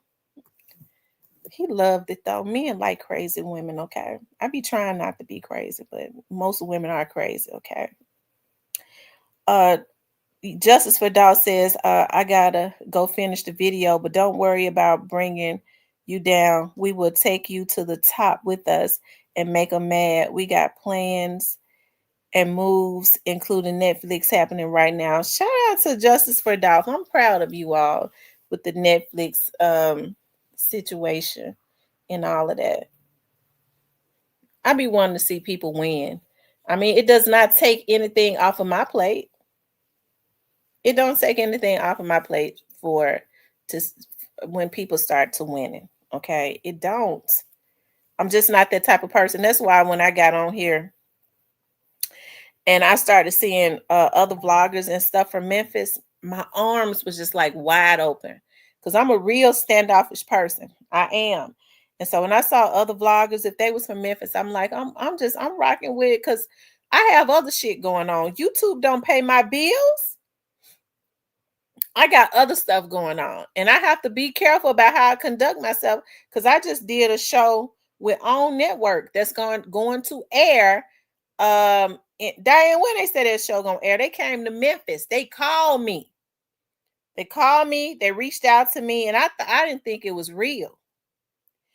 And when the lady reached out to me on my email and was like, we're doing this show and this and that, and it's funny because things always. I'm gonna tell you something. When it's your time, and a devil in hell can't stop it. Okay, it was supposed to happen with Oxygen Network, probably about 6 years ago, and I was working with this family from out of St. Louis, where their daughter Phoenix Colden had gone missing. Okay. Phoenix had gone missing, and her family was coming to Memphis because they had stopped airing it in St. Louis. But her mother was so she was just so what's the word I'm looking for? She was so desperate, she was so determined to get her case out there because they found her car over in St. Louis, Illinois, with the engine still running. They wanted to say a 22-year-old girl had chosen to go away from home on her own, which we know that didn't happen. And so Oxygen did a documentary. And so I had worked with that family. I had did a lot of pro bono work with them. And when Oxygen went to St. Louis, they told the producers, we want Tamara to be in this documentary. And she said the producers had told her, because she kept calling me, Tamara, have producers from New York reached out to you? I was like, no. But what they did was they had started following me on my Real Talk with Tamara Facebook page and reaching out to me up under like fake names or whatever. And they was watching me. And that was around that time my dad had started teaching me politics. And once I started learning about politics and how the crooks and stuff was, I mean, I was screaming on every platform about how politicians, especially sellout Black politicians, I was calling them out, okay? Because I had my daddy backing me. And they was looking at me, okay? And so Miss Colden said, she was like, we want Tamara, because Tamara has worked with us, has not charged us a dime, has put us on her show, has done investigative work for us, pro bono. We want Tamara in this documentary because she knows more about the case. And she said the producers had promised her that they was going to. That's why she was calling me every week. Okay, well, producers from New York is gonna reach out to you, but they ended up getting a girl from they tricked Miss Colden and them after they got the documentary, all the footage they wanted from them, and they ended up getting an anchor girl from St. Louis named Chandrea. And shout out to Chandrea, I'm not mad, but in the end, Miss Colden said she asked them, why wouldn't y'all use Tamara? And she said they told her, we had watched Tamara, and Tamara is too radical. We cannot use her. But what they ended up doing was they wanted to, because it's not about, I don't know if they wanted to get the truth. Let me just say that. Because what they like to do is keep the interest of the audience. it's more about keeping the interest of the audience. Did she leave? Did a boyfriend do something to her, or did her parents do something to her? So that was the twist in the documentary. So they made the parents look bad, right? They knew that they wanted to take that angle, and I was not going to go along with it. They was not going to get me to go along with that. Okay, so they knew that they couldn't use me. That's why they watched me. Okay. And they probably said, no, we're not going to get her to say that the parents probably was involved, because it's really scripted, a lot of it. And so anyway, fast forward, one of the producers actually, somehow she got on my real page, not on my real page, but my personal page, and I think she's still there. And so they ended up reaching out to me on network, like back in September. Was it September? October? Yeah. And it was like, we're coming to the Memphis area, and they had been, looking at me in the on here. Y'all know I clowns on here sometimes. That's why I have to watch myself. You never know who's watching. And they said, we've seen some of your other shows where you've done like missing person shows and stuff in the past, and you seem to be kind of thorough. We was looking at your Facebook page and all of that, and we want to know if you would work with us on this documentary we're doing. And it was on network, right? And at first I was like, well, when the lady reached out to me, y'all know how I am. I'm paranoid about everybody. Okay, everybody. I'm gonna check you out, because I don't trust the soul. Because now I see how twisted people are, right?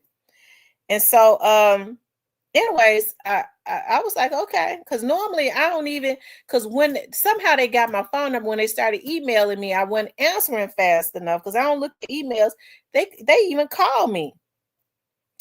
And so anyways, when I saw, she was like, okay, it was one of the field producers. She was like, I'm gonna get another producer is going to call you too. So when I got an email from the executive producer on network, and she was talking about, they was trying to find a place in Memphis, and they wanted to they talked about my studio and all of that.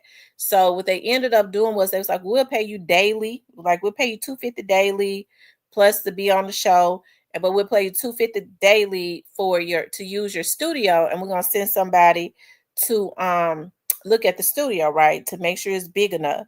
So anyways, they sent somebody, and when the guy came, because like, we have all of this equipment, they had so much equipment, they was like, okay, your recording room, you know what, it's not gonna be big enough for all of the equipment that we have. She was like, we could use, because they took pictures and stuff, took pictures and all that. It's like, we could use like the other room, but we want to be in your recording room, because it's darker. We can use your green screen and all of that. And so what they ended up doing was just renting a mansion in Midtown. Okay. So anyways, she was like, well, we'll just use you, because we're gonna have an FBI agent to come, because they're, it was a documentary. I can't say I can't say right now what, because I had to sign a confidentiality thing, but we'll have an FBI agent to come. We'll have a retired officer, I believe, and they're mostly going to speak about the situation, speak about the case, because it's an old case. And then what we'll do is, she was like, we mostly have men, and when we have women, we want some ethnicity this time, so they want a Black woman.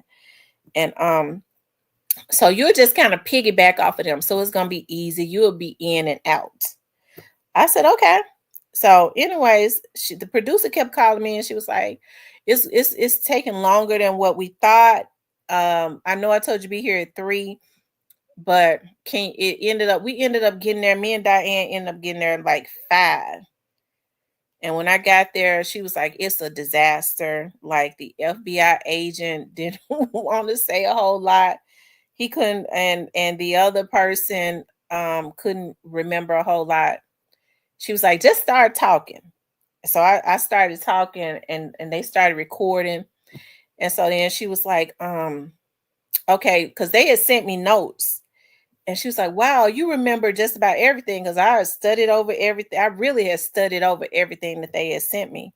And she was like, wow. And she was like, I'll tell you what we're going to do. She said, you remember everything. So instead of you piggybacking off of them, we're going to make you like the main talking head. And I ended up, she was like, just talk. So I ended up talking for like 5 hours, y'all. My jaw was hurting. And we didn't leave that mansion until she was like, they went and got us dinner and stuff. She's like, I'm sorry. I know I had told you one thing, but she was like, we need to get more video of you. So we want to get video of you. Like, so, cause we want to, when we, do like for the documentary, we're going to put your picture on, cause since you were one of the main talking heads, we're going to put your picture as one of the faces on the documentary that we're doing, for that case that they was doing the documentary on. And so then she was like, we got to get video of you. We need to start just taking pictures. So had their camera guys, took like an hour. They was taking pictures of me in different angles and stuff like that. But it ended up being cool. Like they were they was very nice. And one thing that I took out of that experience, is a really cool experience to be able to work with OWN Network. But when we rested for a few minutes, because I had been talking for hours. She was just like, just talk, just keep talking. I love it when you talk, just keep talking. And so when we took a break to eat or whatever, and so her producers was on the floor around me. It was like, we're looking at your show or whatever. And it just let me know that you never know who is watching. And one of the producers was like, well, you got to be doing something right, because hey, they probably in this up in here now, because we've had the opportunity to see you in action when you're defending yourself. And I got to thinking, I was like, dog, it's like, don't have no strokes or nothing, defending yourself. Sometimes you just have to let things just roll off, and keep doing your thing. And the thing about it is, like, I said all that to say this: you never know who's watching. That's number one. Number two, like, when people throw out all of these the folks you never met, they don't know nobody that I know. Okay. They don't know nobody that I know. People heard me say that I've worked at the police department. I started working at the police department. I was pregnant. And it wasn't by no damn police officer. I was pregnant. I was young, and I was not that naive, okay? And those officers respected me. I worked with a lot of old men, and I was pregnant, and they took care of me because I was pregnant. They were older men that were investigators that didn't want to be bothered with nothing, okay? And then when I went through the academy, I became a PST or whatever, hey, listen, I never whored myself out to no officers, and no officer would ever tell you that. That's the reason why I was getting ready to sue. But that's the type of spirit that lingers over the city of Memphis. Well, she thinks she's something, so we're gonna try and defame her character so people can look at her. She was messing with married police officers. Let me tell you something. If I was gonna be, and don't get me started, because if I was gonna be messing with police officers, it wouldn't have been no damn patrolman. Okay, I want the chief. That's who makes the money and got the power. I don't have no small mind like some of these women that screw for crumbs. Okay, if I was gonna be a whore, I was gonna hit the jackpot, because I knew how to hit it. But I was raised with values, and I wasn't starving. So I thank God that I didn't have to do that. I was a young mother, and I didn't have to do it because I had a support system. And even if I didn't, I wouldn't have did it. Okay? That's not how I rock. But I think it's a darn shame that other women and some of these men. Okay, some of these men act like sissies. Feel like they have to. We don't know nothing else about them. So we're gonna make up something. When people don't know anything about you, they'll start trying to make stuff up. That's the reason why when I feel like people trying to pry into my personal life, I tell people what I want them to know. And if I don't want you to know, you ain't got no business trying to pry into it. I'm scared of you. I got the foul charges on you. You a stalker. You ain't got no business as it relates to me or anybody else trying to figure out something about somebody that they don't want you to know. That ain't none of your damn business. As much as I get on here and I be talking shit, and the type of information that is accessible to me, and I don't obtain it illegally. Okay? I don't go digging into people's stuff because I don't want to know nothing about them. Okay, other than for them to leave me the hell alone. I don't want to know nothing about you that you won't tell me. And I don't even want you to tell me. Okay? I don't want to know. Leave me alone. My brain be stressed enough.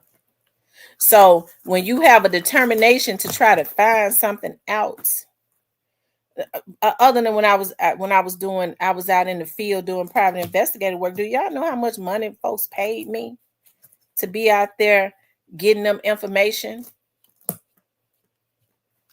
Okay. So it wasn't personal then. I was getting paid thousands of dollars. Yes, I was sitting out there waiting outside of hotels for folks' husbands to come out. But you better believe I made me 4 or 5 G's that night. I sat out there all night, and sometimes I made more. Okay. And it wasn't nothing personal. I wasn't no creepo. I was working. Some of these Negroes they just miserable. They doing it for free. They getting themselves caught all up in criminal charges and shit, trying to find some dirt on somebody, losing their jobs and shit. Getting somebody else's job lost. Quick question, right quick. Oh, Cypress, I forgot you was up here. What's up? So you mean to tell I ain't talking to you, bro. So you mean to tell me these niggas was married and go get rooms in their name like damn fool? A bunch of damn fools. Or sometimes they would have the women.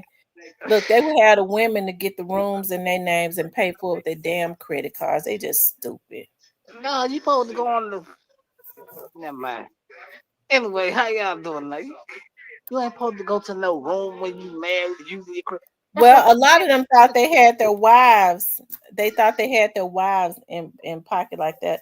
You know, a lot of men, it's sad to say, men gonna have to do better.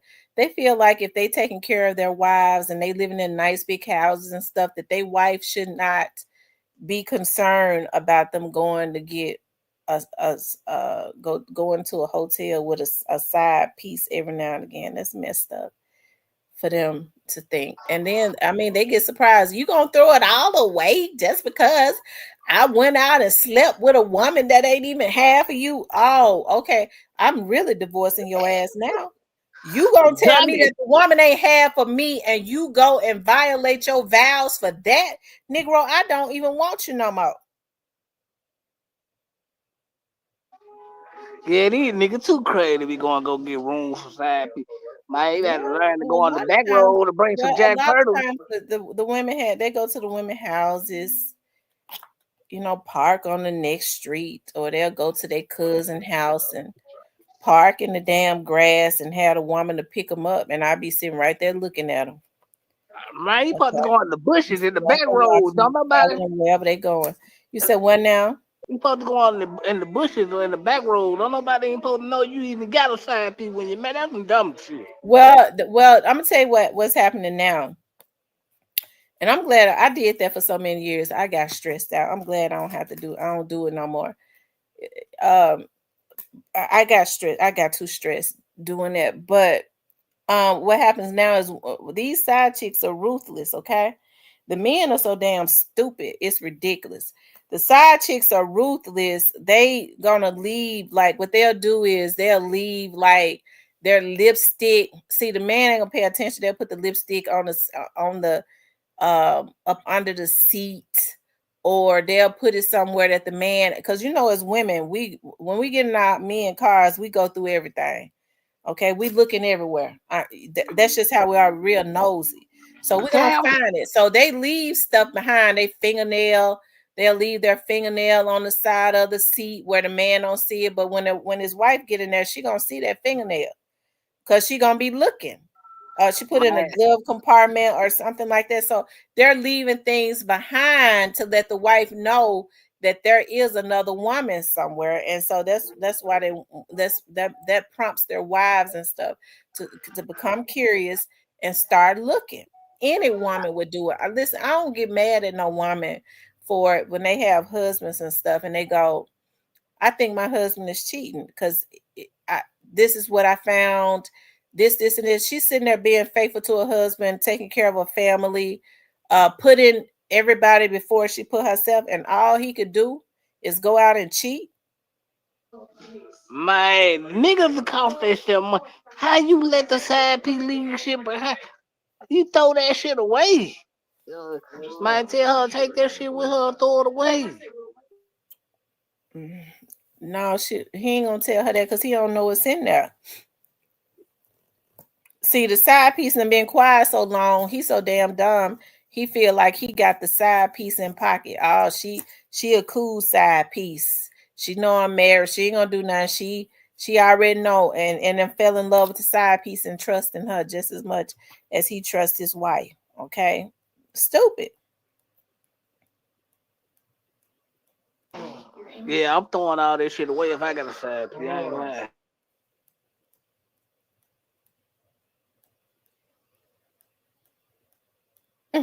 Hey, Latoya. So, and men too, like right before, like right at, like, I had started getting more cases from men. At times change. I had started getting more cases from men. I had a lot of men to come into my office, and y'all, but not y'all are not gonna believe this. But like I said, I got that type of personality where people want to pour their heart out to me, and it's genuine because I have a bleeding heart. Folks, like, I don't have to trick people into telling me nothing. They just tell me everything. Okay, and so I would have guys coming. That's why I would say, like, I need to do a dating app because it was so many successful men that came into my office. I don't date my clients, okay? I don't, and they be tall and nice looking and stuff, and they would walk in there, and it's, I think my wife and stuff, my wife cheating, and they had good jobs and all of that, and they worked a lot. And it's not an excuse for a woman to cheat because your husband, you're a poor excuse for a damn woman if you talking about your husband is cheating.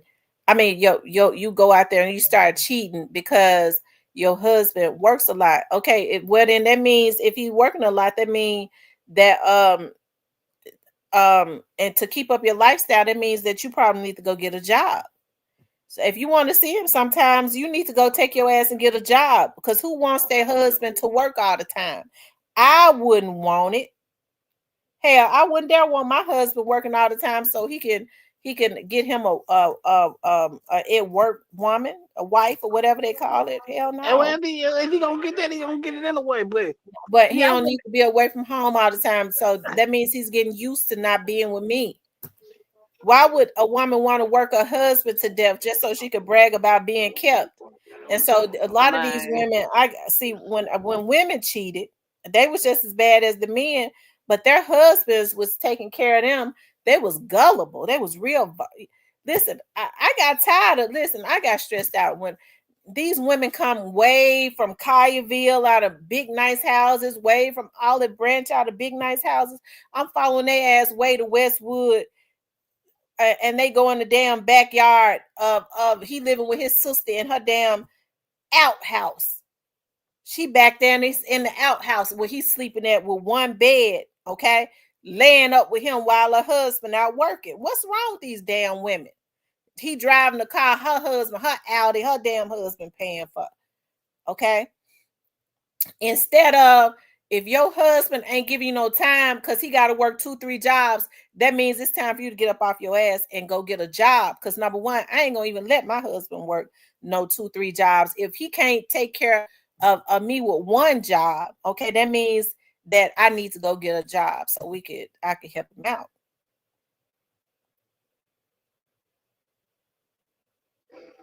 See, this conversation ain't for me because I like to cheat. Women were no, Neil, I'm gonna tell you something. Men were always easy to catch. Women, when those men came in there, I already knew. I would always tell them, listen. Normally, with one deposit, with one $4,500 deposit, I could catch their husbands with the women. But I would always tell the men, I don't know if I'm gonna be able to catch your wife with this first deposit. You probably gonna have to pay another one. But every man that came into my office had it. The men had money. There's a lot of nice looking men around Memphis that's making money. That's why when they get talking about these men broke in Memphis, these damn men ain't broke in Memphis. They got money because they was dishing them $100 bills out to me to catch their wives. But it was harder to catch women. Women are sneakier than men. I'm a woman, okay? And I always, when the men came in there and the men paid faithfully, they said, do what you got to do. They pay bonuses. You get it, I'm going to give you a bonus too. I be working hard for them men. But it was harder to catch women because women are more careful than men. They're not creatures of habit like men. So it would always be something different. Okay. Except I had this one lady, she always went, she was just dumb. Okay. She always went to Westwood, to Boxtown. And I hated being in Boxtown. I always had to have 2 other cars with me. Okay. I hated being in Boxtown. She'd go to the outer house and lay up all day with a man. And then if they ever decided to come out, she'd let him be driving the Audi her damn husband had bought her. Okay. And so I just got tired of that because I remember, I was showing her husband the findings that we had and stuff. And I thought it was just sad. We had to call his sisters and stuff up there. He just didn't handle it well. He didn't handle it well. He couldn't even drive home. Poor guy. Yeah, poor guy. He supposed already been cheating, man. You got money, you supposed to already be cheating. That man didn't want to be cheating. That man, listen. You supposed to be cheating. You got money. Listen, that man's he could have, but I guess I became the counselor because I became the counselor. That's why I said I should have been a counselor. I'm telling you, like when I worked even when I was taking work with for defense attorneys, and I worked with some of it because I only work with certain defense attorneys, the ones that had money. Okay. Leslie Ballin and them, I only took cases from them. Okay. Because a lot of them defense attorneys, they had no damn money. I wanted all mine up front. And so I always kept getting work from them because I never had issues with getting people to tell me stuff. I can go right in the hood and find some. I would find them. I would search. I would do research on them and find them and go straight to them and sit down and talk to them. And they would tell me, shit, I was helping them getting cases throughout. Dang. Like I said that shit too. I'm mad, but no, it's a method to cheating, fellas. Don't let her leave shit behind. Throw the shit away, nigga, so it won't cost you no money. She said, I'm a counselor. I can counsel the clients. I'm telling you, them men will be walking in there just as nice looking, smelling good and shit sitting across that table from me. I'm like, damn, why? But I wasn't living in the house with them. So I don't know, but they shouldn't not have been going that route. If you ain't happy with a man, you need to go and divorce him. But how you gonna have 4, 5, 6 kids and you throwing your marriage away for somebody that's living in a damn outhouse in Boxtown? That mean they got him a little bit stronger if they go. That's all that is. That's a key. You know? Cypress, you're crazy. I don't know. But like I said, mm, mm-mm.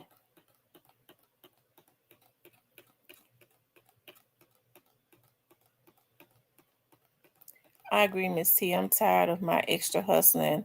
I don't want boyfriend killing himself for no reason or to talk about it. We do well without the extra anyway. I'm telling you. If something ain't working, just go ahead.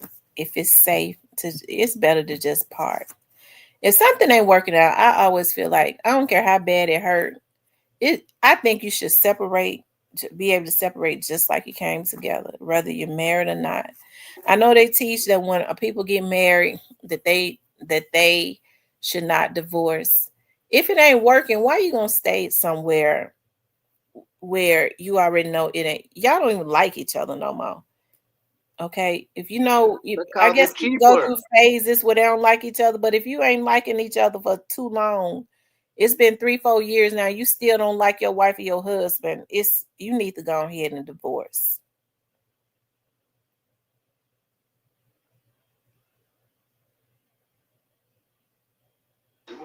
Just don't get married.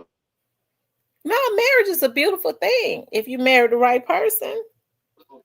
I A never lot of married people get nobody. married to folks that they already know that they shouldn't be married. And these folks get married because the sex is good.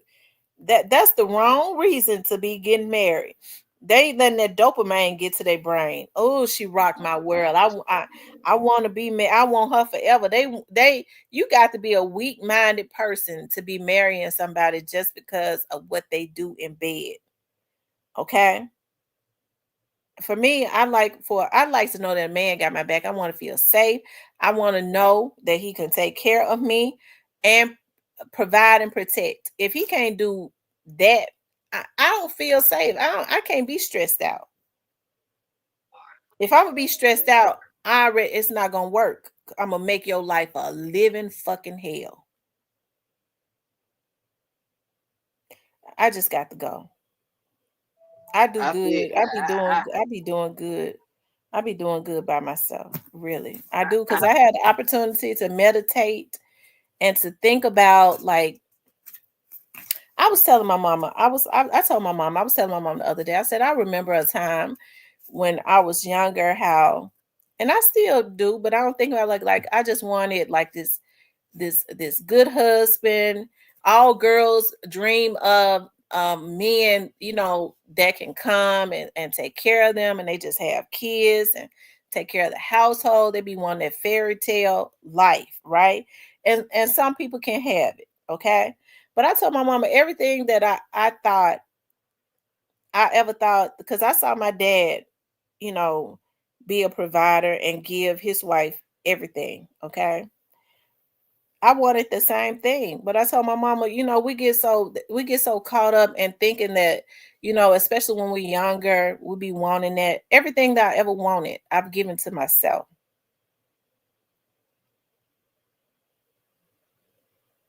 and which I should, but I've been able to get it for myself.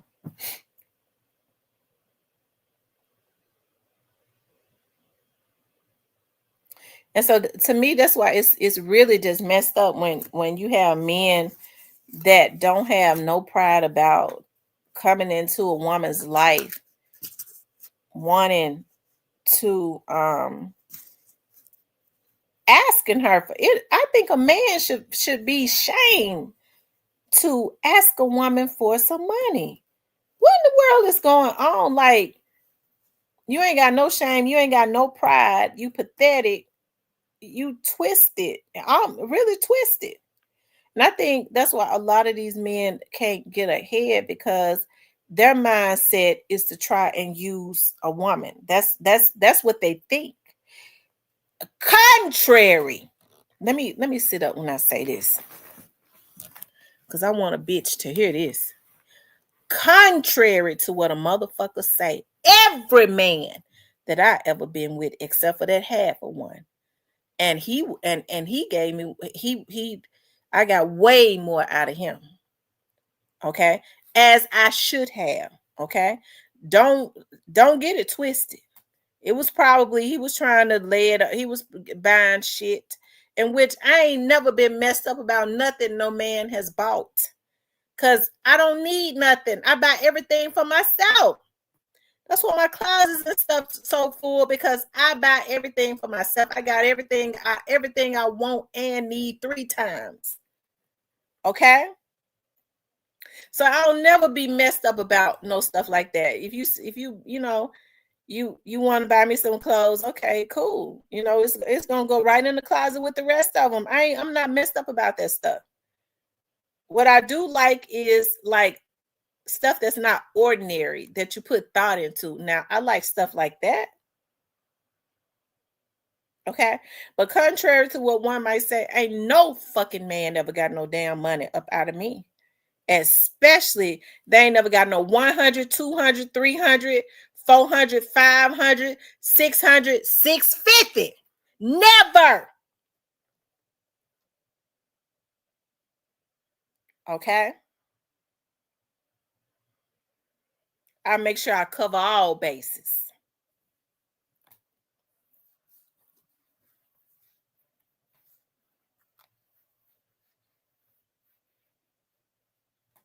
And I ain't never offered to give now. I wouldn't even want a man that asks me for 650. He getting cussed out. Bitch, I don't want you calling me no more, hoe. Use a hoe.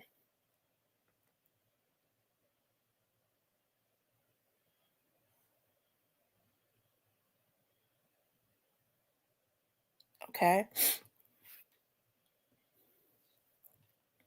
I don't like men that ain't got no pride about themselves. Sitting up want to ask women for money and stuff. Can you sign? Well, I already know you ain't the man for me. You can't even sign for yourself nothing. You can't do nothing for me.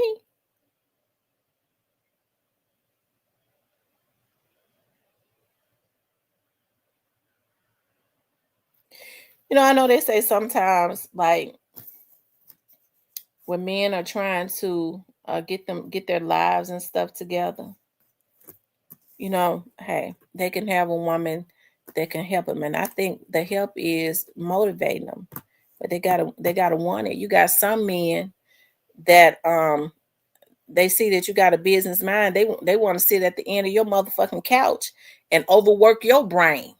You give them an idea, they want you to give them the idea and bring it to fruition. Bitch, you get my motherfucking license for me, ho. That's what a lot of them be saying while I sit here look at my damn iPad.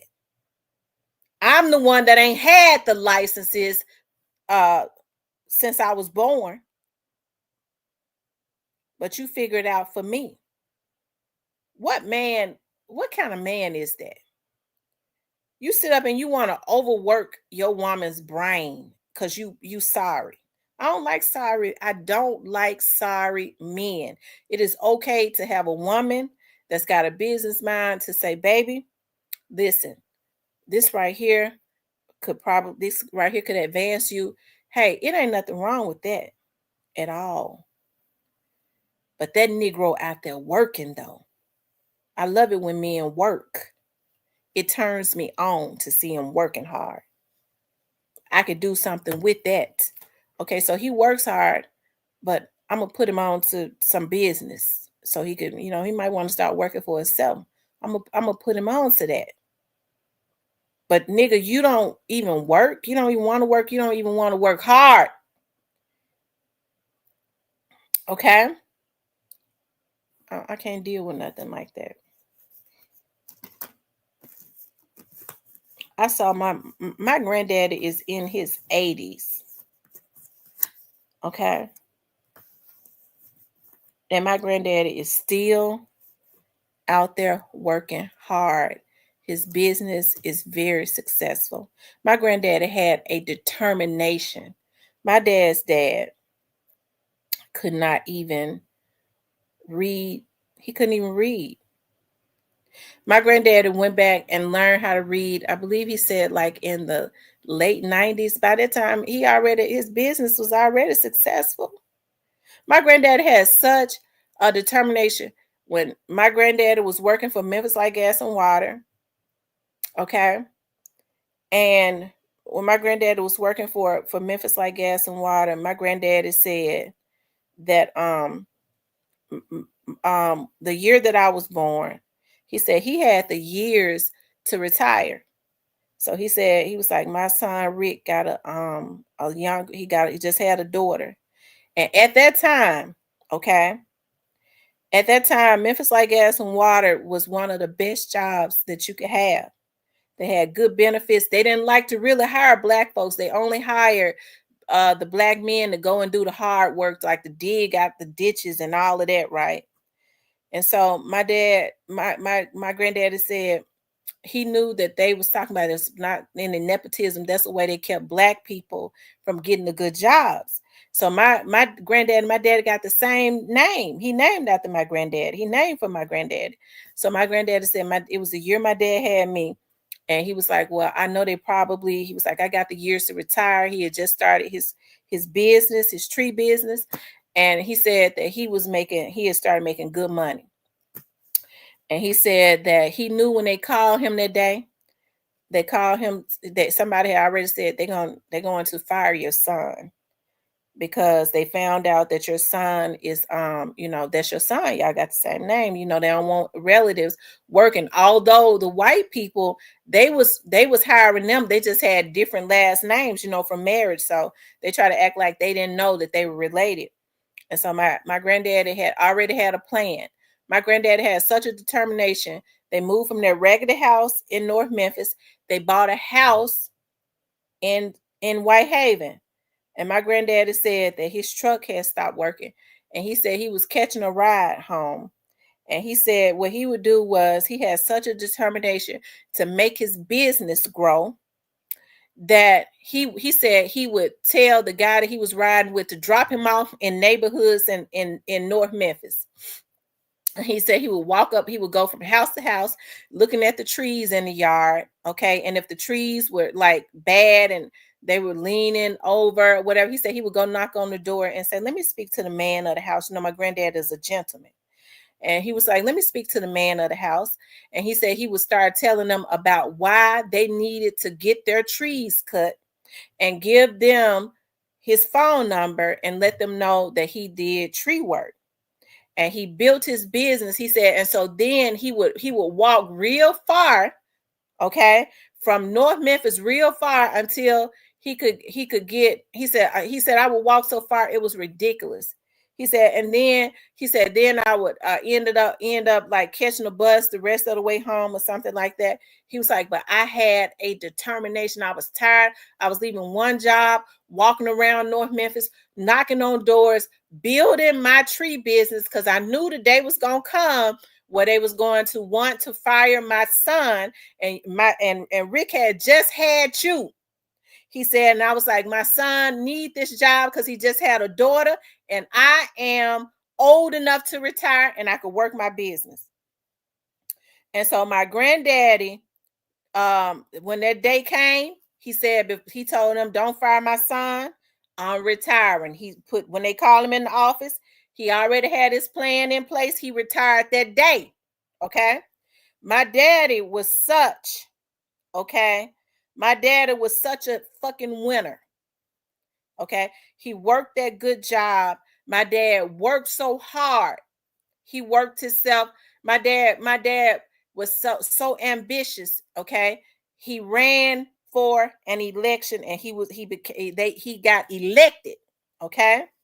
And he said one of the things that he thought about when he was elected, he had that in mind about how they kept black people out of those good jobs at Memphis Light Gas and Water, and they're still good jobs, the best kept secret right now.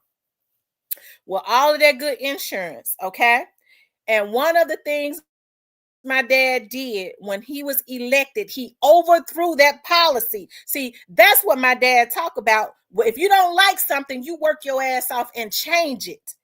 My dad got elected. He overthrew that policy that they was using to keep black people out. Talk about nepotism. You can't work here if you got a relative. That's the first thing he did. He overthrew that. And right now, people can work at Memphis Light Gas and Water that is related, okay? Because my dad didn't like something, he worked his ass off and became an elected official and overthrew that shit. Okay, so I got the same spirit that my dad got. Y'all know the shit these folks did to me on here, and I still kept coming up in here. Look at what has happened. Onan was one of them. Where he at? God says, when I get him back, you're going to witness it. He ain't the only one. It's a lot of them that's going to get it back. Because some of them going to be up on the indictment after a while because of the scamming that they doing. Okay? But God says, when I get them back, you're going to witness it. I'm still here. They ain't been able to stop me. I'm on my way to something else. Every time, if they wanted me to leave, all they had to do was just leave me alone. Probably would have got bored and left.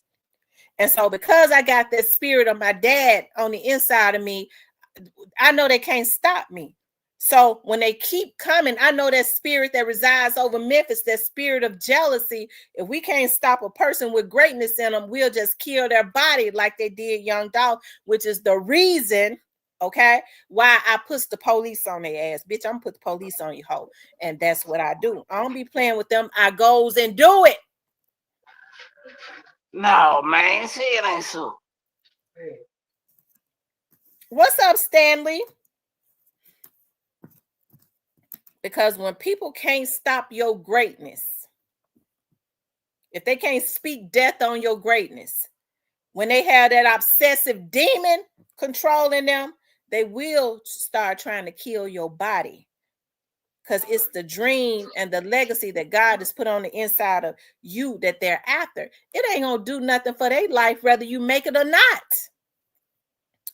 But people just don't want to. They're so evil. They just don't want to see you make it. They just don't. That's why when I don't like people and they're talented, you don't hear me. When I don't care for money bag. But what you always hear me say, yeah, but he's so talented now. I'm not going to take that. I'm not a hater. Money bag hard. Yeah, he hard. Money bag talented. He's one of the best to come out of Memphis. He ain't the only one, but he is one of the ones. Finesse is talented. He's one of the best. Yeah, Finesse is Money bag. Yo Daddy is talented. Young Dolph is talented. Key Glock is talented. It's enough money. The United States print up their own money. Why these folks killing folks? Because they don't want to see folks make no money. It's enough out there for everybody. All you got to do is tap into what your talent is. These folks letting their talent be hating on folks. It's a damn shame when you make hating a talent. Man, shout out to Young Dog though. Shout out to Gotti, Bag, all the greats.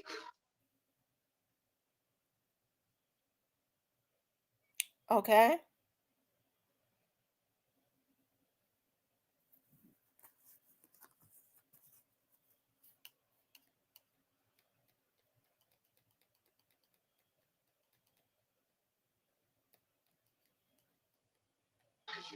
Shout out to North Memphis too.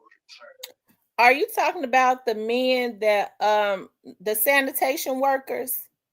Are you talking about the sanitation workers? I think so. They do take. I don't know. I think Ernest Withers was the guy that was going around taking all them pictures and shit. I don't know. It might be. Yeah, but I think they were sanitation workers. You know, Dr. King came to Memphis for them.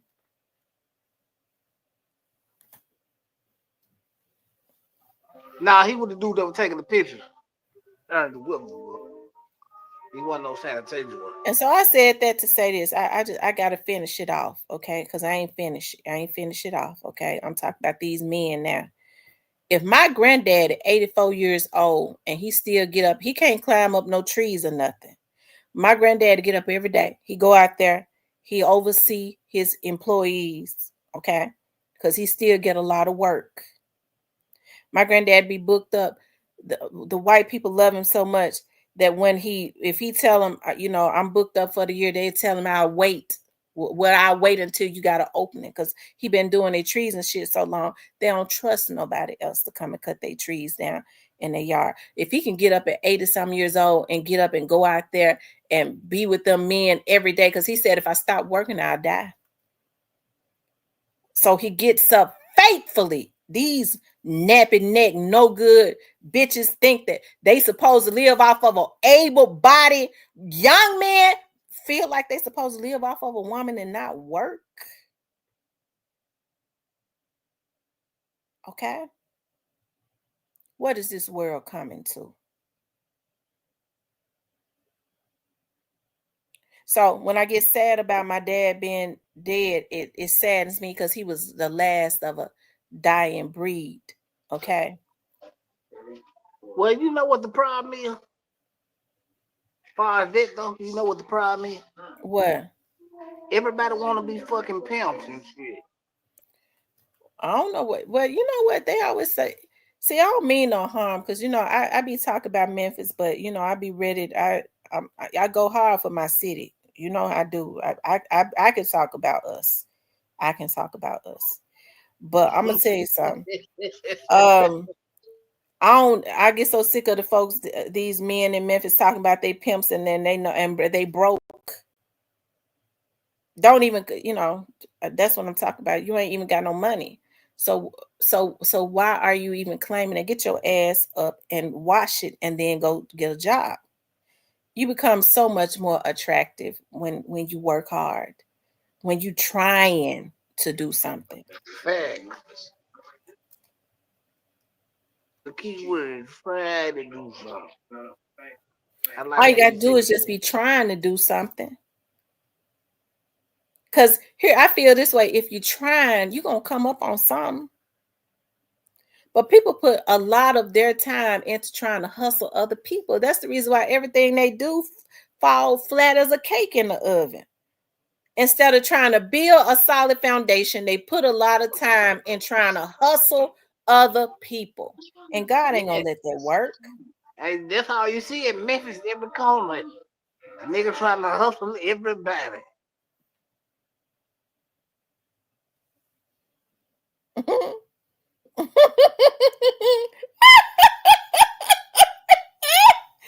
Man, what's up the site, dog? Look, L. What up? Look, Dialogue says the old heads in Memphis told me pimping was heavy since the 50s.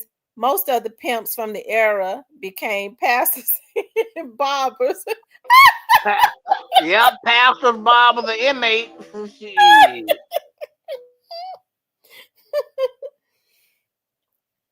I tell you, it's got to be a change in our city though. Like that, like I just don't want my city to be known for having that haterade. Hell, somebody got to say it. I'm not gonna sugarcoat it. I think stuff been sugarcoated too much. That's the reason why the cycles continue. Somebody got to say, yeah, you're looking like a bunch of damn fools. Okay, you need to stop it. He said, especially in North Memphis. I'm gonna tell you, is it because I think it's but in South Memphis too, it's like 2-3 churches on every corner in Memphis. It really is. Shout out to the church.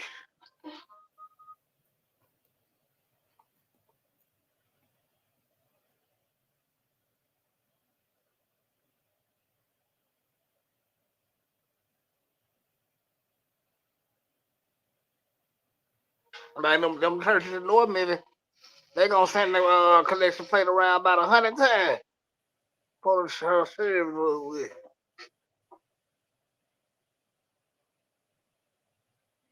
What's up, Stanley? What's going on? What's the word? Stanley, what poppin', man?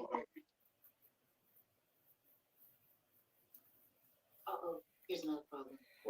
Yeah, shout out to Memphis, man. South Memphis, North Memphis. It's time for it to be a change in Memphis. Because listen, I'm gonna tell you something. I do love Memphis. I love the people in Memphis.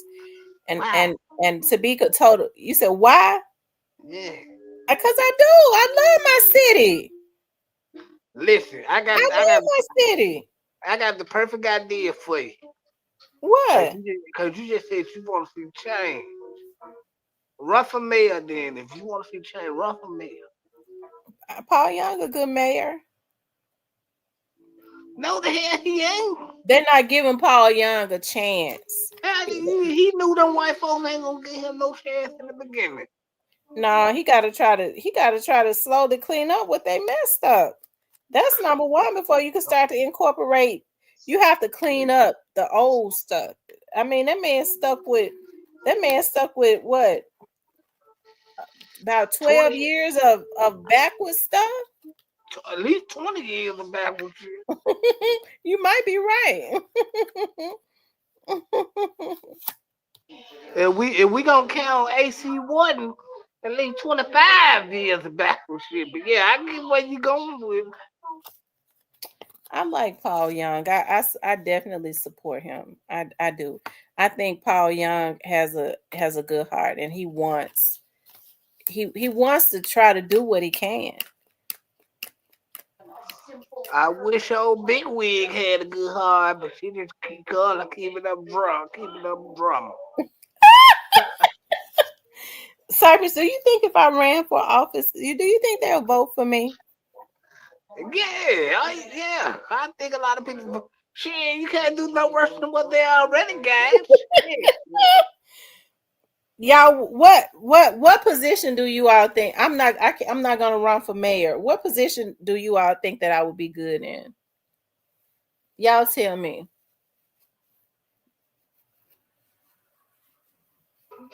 Y'all flood the comments out with mayor, please. No, not mayor. I'm not gonna run for mayor. What position do you all think I would be good in? It said Paul have to deal with the Smiths, the Belts, the Keegans. Yeah. I agree. DiCaprio, I agree. He said state representative. Something on the city council. Shout out to Pimpin' Paul Young. He ain't no pimp. Paul ain't no pimp.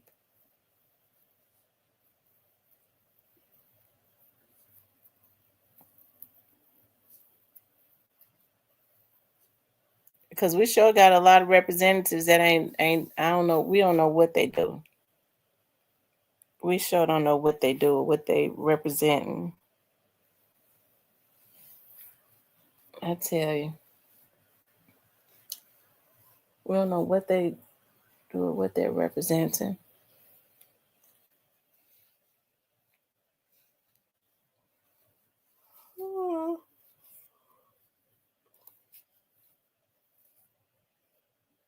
She said something on the city council.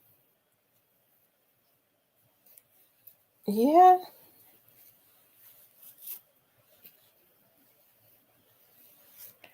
You know, when you start looking at like state representative and like the Senate and Congress, those are the positions that really people that's not sold out really need to be running for, because those are the lawmakers. Those are the positions that really helps to change a lot of stuff in a city, you know, because they're the lawmakers. We put everything on the top of Paul Young head and Steve Mulroy and the judges and stuff, in which they have a lot of power. But we need to make sure the laws are right, whereas they have to, when they sentence these people, when they charge these people, it's according to the law. They do something every year. They take all the money home at the end of the year that they supposed to put back into the community. That's what they do faithfully. Yeah, I want to know the truth. Mm-hmm. He said, but Tam in South Memphis, that's the Forest Service. Is it? I don't think the Forests have as much power as they used to, do they, Cypress? I don't think so.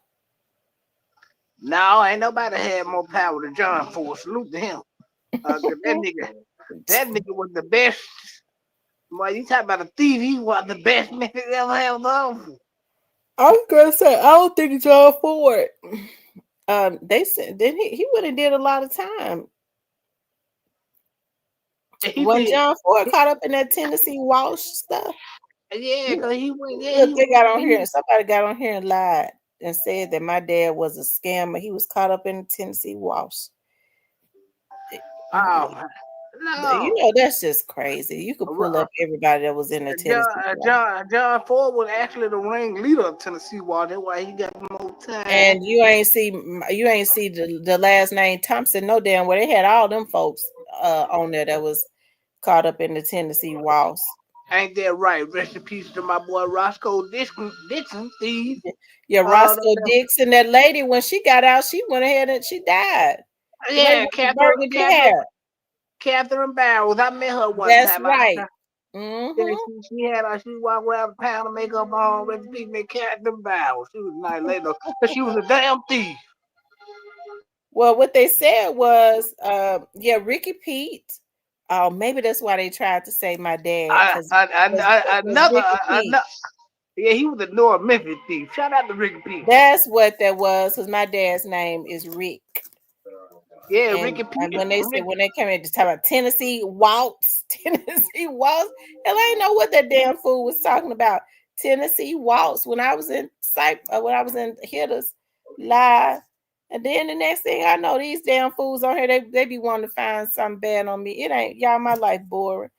I pays my taxes. I ain't got nothing. I don't do nothing crooked. I know how to make money, so I don't have to do anything crooked. Well, I don't let people con me with no money. They can't send me out to get no money.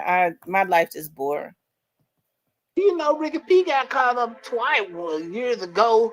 And then right after Tennessee Waltz, he got caught up on some more. Doing what he do best, stealing. Ricky P. And Ricky Pete ain't my mother. He ain't my daddy neither. Ricky Pete is not my dad. Ricky Pete is still alive. Okay, my dad is no longer here. And my dad's last name was no damn Pete. Nah, Ricky Pete one of the coldest thieves you ever want to meet, even now me. I think Ricky Pete still he got like a when people running for office, he has like a, God, I forgot, a consulting business. Oh Lord, y'all let him consult y'all. Y'all gonna be in the Fed like a mother. Well, that's who. I think that's who could consult with Tawana Murphy. He up there to win. I see prison in her future. You ain't gonna be able to have that big ass wig on your head. Neither. I don't like your motherfucking ass. Oh my God. You can't have that big ass wig and the pound of makeup in the penitentiary. Keep on the mind, Ricky P. So that where your big wig wearing ass is going straight to the penitentiary. Yeah, come on up. Tyranny, come on. She said she wanted to come up. Come on. We're just talking. We just talking shit. I don't know why it ain't a lot of women I don't like in the world, but that woman, I can't stand this woman. Why you don't like her? Because I don't like women that wear big ass wigs and shit. That shit scared me, man. I have nightmares about shit like this.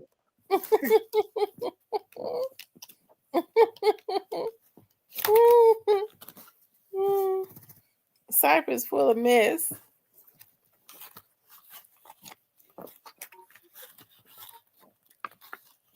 And she said when I first seen her, I was like, who grandmama is this? But that even down bad he was hitting this.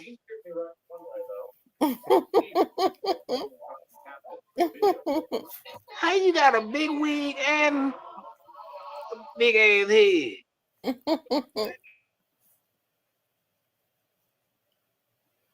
I tell you. Well, they said Cypress, come on now. What she do? Man, hell no. Well, her district might vote her back in again. There'll be some damn fools who vote her back in. Shout out to the old what's her name? They used to run the school board. She running for county mayor. That's the rumor they're going out. Oh yeah, she made her announcement today, Dr. Fagans. She's running for county mayor. Y'all done fucked up if she win county mayor. I just know that because she gonna be on y'all ass like back pockets. Y'all gonna get ready. If she win county mayor, she coming for revenge. Y'all ass grad. Y'all might well get ready. She is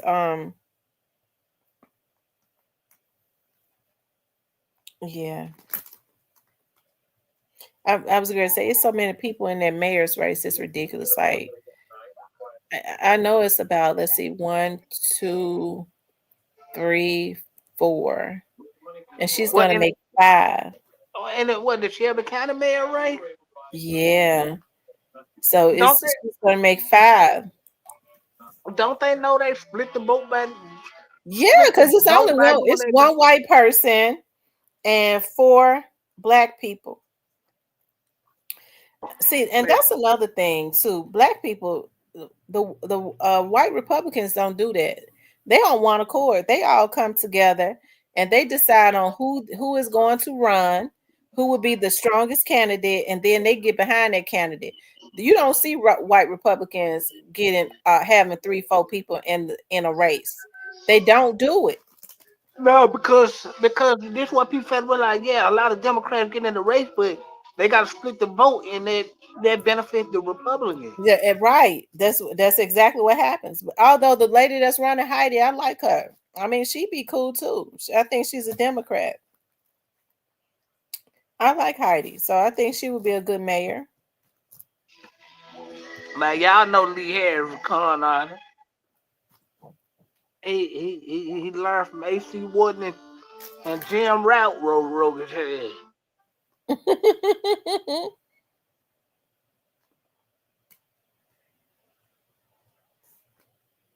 They said she get ready to get her salary back in blood.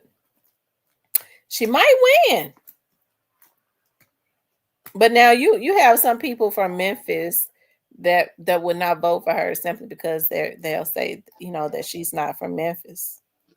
Yeah, but they'll go vote for Big Wig and gonna mess up everything. I can't wait. I hope Dr. Fagan wins. Big Wig, we is on your ass, so you might well get ready.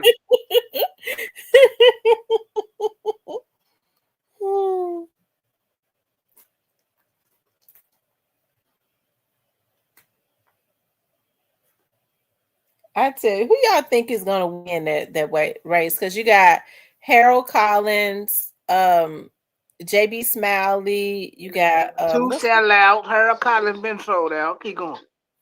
you got JB Smiley, you got Miguel Lowry, Heidi Kuhn, and now Dr. Fagans. Dr. Fagan's the only one that got a brain on his belly. Harold Collins been sold out. JB Smiley a sucker. How to go on just know too much about her. But Harold Collins, he been sold out.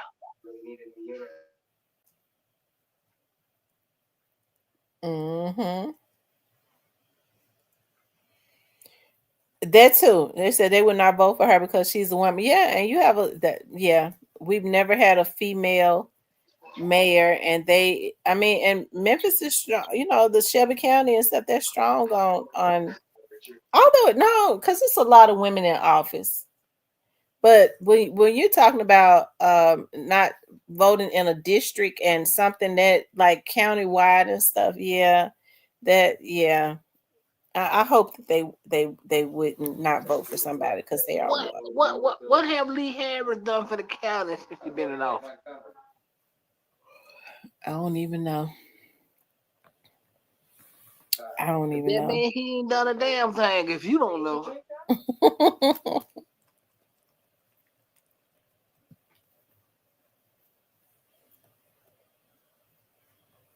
I tell you. I hope she win because Harold Collins been sold out. JB Smiley been a sucker. I hope she win because she gonna tear Big Wig them ass up. I can't wait. I'll be able to compliment the Big if she win. Hey, yeah, Big Wig, we on your ass. Lord. You get ready. Well, I do know this. We gotta get people in office that's gonna have to change.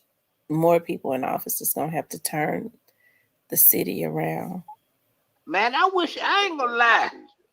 I wish that they can get Willie Harrison back.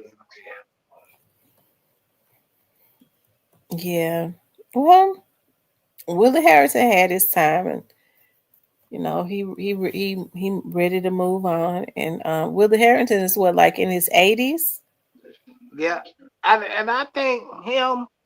They was kind of mad. A lot of people, all of his people were kind of mad at him because he went and got that baby by that Mexican girl.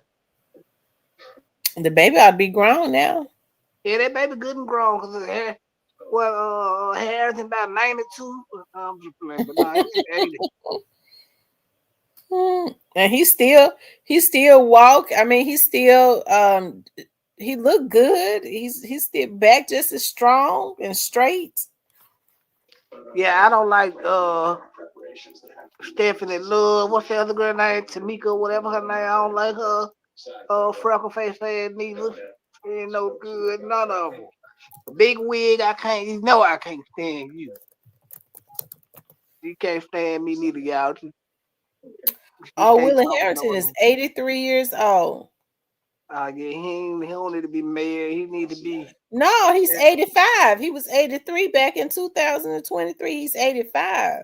Oh yeah, he at home chilling. Yeah, Oh, he don't need to be stressed out in the mayor. the Willie says you can get the hell out of my office. And you can step outside. He told Willie one of can. the reporters one time, you better get out of my way before I drop you.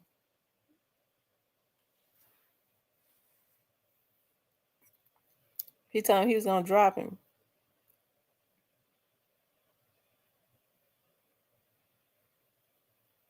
Yeah, he one of the best mayors we done had, man. Since I was alive. She said Steven's Love. Who is Steven Love? Stephanie Love, Oh, old big Stephanie head. Love. Anything but Tamika, whatever her little freckle face said, man, I can't stand her and Big Wig. Give it to both of them. Hmm. Well, I believe the citizens are gonna get out and do the right thing. Get out, do the right thing, y'all. Hmm. Hey, Marquette. Is it Marquette? Marquette Allen.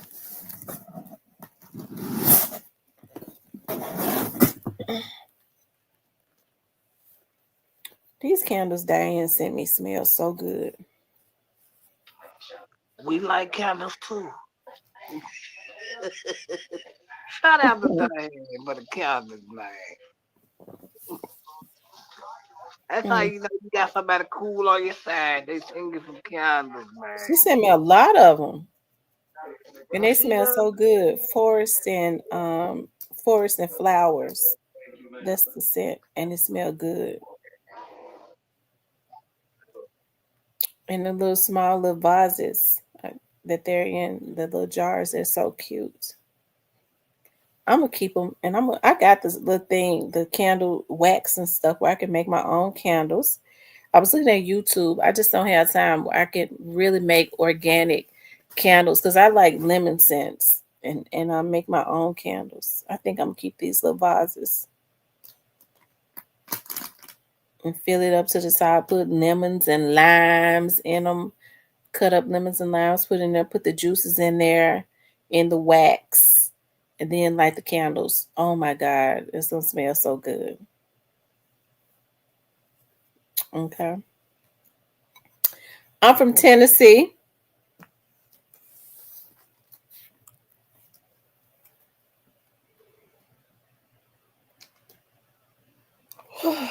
Cypress, did you come on today? Did I do what now? Did you come on today? Nah, I been gone all day. Didn't I see Alabama hit in here earlier? Yeah, Hitler was in the car. Well, yeah, Hitler. So what you think about Plural doing them goddamn interviews about finesse, man? I don't know. I don't. Well, I don't guess she really said anything bad about him, did she?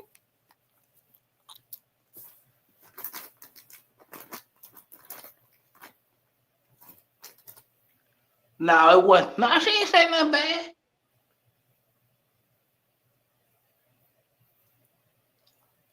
No, she ain't say nothing bad.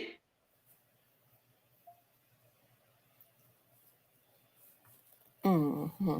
Well, I know she ain't gonna make the F&G Christmas list. God damn it, doing interviews around this motherfucker. I can tell you that much. Well, she making her own money. Oh yeah, she I'm gonna sure make. they paid her. Yeah. They cut the check. She couldn't wait to show it. Why she ain't show the amount with it?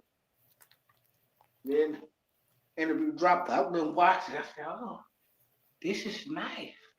That's what I don't get. I don't think I didn't get about the interview. How do you let your child constantly leave you hanging 3 or 4 times but you get the end? Well, I think people don't be one believe that their kids would do them like that. She that money run low there, Lee ass hand dry like clothes hanging the project. She said she left everything 2 or 3 times because he said, Mama, I got you. I'm like, okay, he got you 1 time. Okay, I get that. 2 or 3 times, I don't see that. What you mean 1 time though? If you ask your mama to leave and come and move with to be his assistant, whatever he telling her you gonna take care of her. Man, look, this what you do. This the honorable thing to do, man. If I tell my mother that I'm gonna go on by her house off the muffler so that way I can get her out the way. I know my mama, she'd be cussing. But yeah, I'm going by her house off the muffler. I can get out of my way. Because I know my mama, she'd be cussing. Goddamn, I don't want to hear that.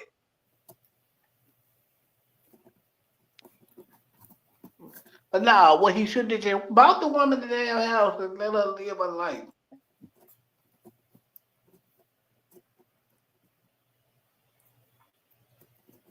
That's true, Neo. And Rose says, she said a lot that folks didn't need to hear. I'm not going to say all my business like she did. She said Nah, she didn't remember. She said she didn't remember even being with Trey Dad. damn, I missed that part. I'm a doze off.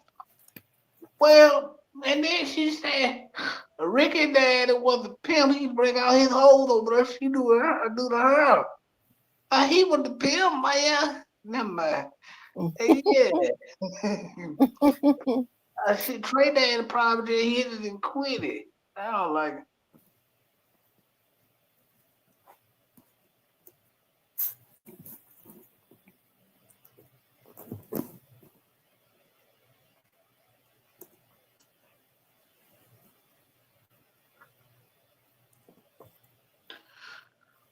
You didn't like what she said about what she only spoke her truth about dogs. She just knew Black Health and them. She didn't know dogs. In her opinion, didn't nobody in the city really know about dogs. See, but then that's only speaking on from her point of view. So you can't get mad about it. Like I didn't hear a lot about Dr. Duff was dead, to be honest.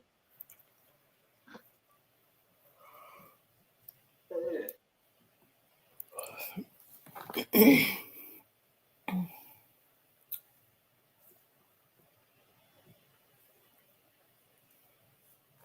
Cypress, you just did your Christmas shopping yet?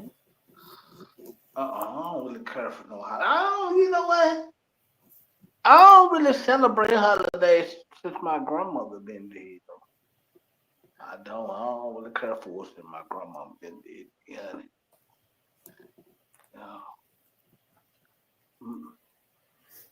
Maybe one day I'll get in this. I just don't be in holiday spirit. You know how it be. You Yeah, know I when do. you had that grandma that really That had love tried to holiday. hold. Yeah, and she tried to hold the family together long as she can, much as possible, because everybody else in the family full of shit. So when they leave, you just don't want to be bothered no more with that shit. You just be My glad. mama always gets sad around the holidays because my grandma loved the holidays. My grandma loved the holidays. She loved Thanksgiving, especially Christmas. My grandma was the same way, and I used to couldn't stand holiday, but she made her business wherever you nigga, you better be home for Thanksgiving, leave Christmas Thanksgiving, nigga, you need to be home. Then you can go do whatever it is you want to do. But my grandma made me pray for Thanksgiving, wherever you at, nigga, Christmas Thanksgiving, you need to be at home. And after that, you can go do whatever it is you want to do. But after she died, I just didn't really celebrate. It was just another day. Cause like once they ain't there to hold the family together, that shit pretty much fall apart anyway.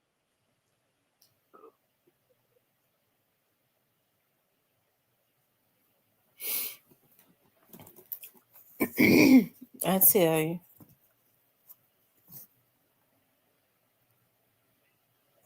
Well, she did say, well, a lot of them said she wasn't never around like that with them growing up. She was in the streets, man. Like they dad was in the streets. So what do you expect for the kids to do, man? Come on. I mean, like, what good outcome do you expect for the kids and the mom and dad that don't give a damn? They in the streets and they ain't. Yeah, money is all good. But if you ain't got the time and the streets get a hold of your kid, then what?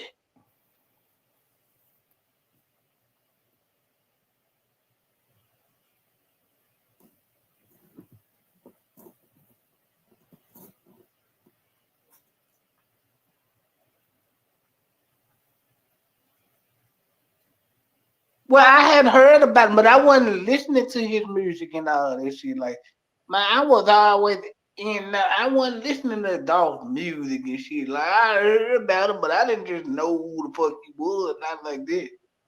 Cause I didn't listen to his music and shit like that. That's all now. Him give it to the communities and shit. I feel like that was some good shit. And I hats off to him for that. What I would have done in here, no. But salute to him for doing it. But I followed his music and shit. I didn't know that shit like that. But like a lot of my friends and shit did, cause I didn't just be around Memphis like that. I was always on the go somewhere. I'm here, there. So that's you know.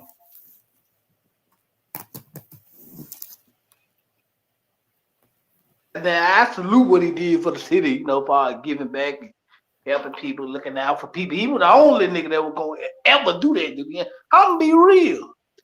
Young Dolph was the only nigga that was ever gonna look out for the city, give anybody anything in the city.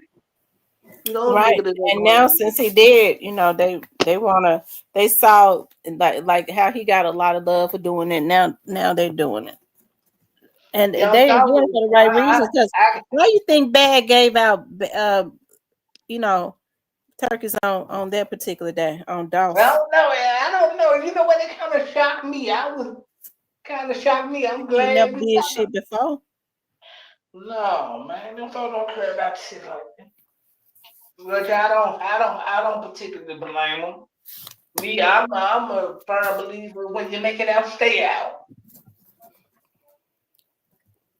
But that's just me. This is my opinion, and I have my reasons for that. But like, I don't know why they did it, but like, to be honest, I ain't gonna lie. Dolph was on one that really just gave back consistently, helping community, and when nobody else gonna do that shit, I'm gonna keep it. I'm gonna keep it a buck.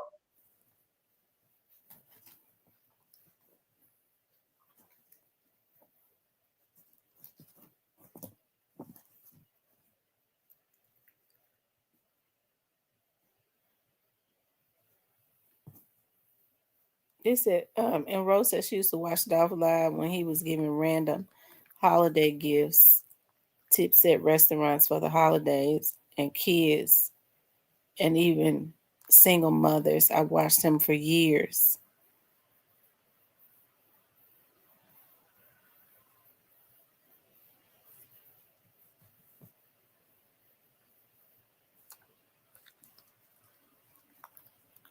And the bad part about it is when I think about, to be honest,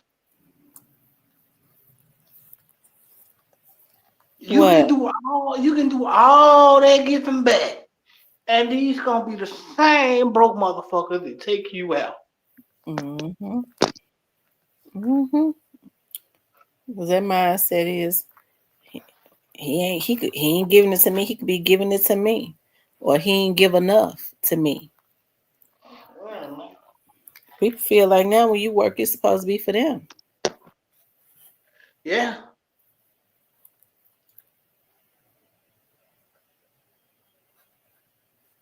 Mm-hmm. I don't particularly like that, but yeah, that was the only one that was gonna give back like that. Wasn't nobody else in the city gonna give back like that. Yeah, just to keep it real. Like, I mean, it have been some ones that give back to their get back to their schools, some shit like that, which is cool. I ain't knocking it. But for like giving out turkeys and just being in the hood, I ain't finna do that shit. They ain't getting their money. And to be perfectly honest, I don't blame them, but shoot, salute the dog for doing that. But wasn't nobody else gonna do that.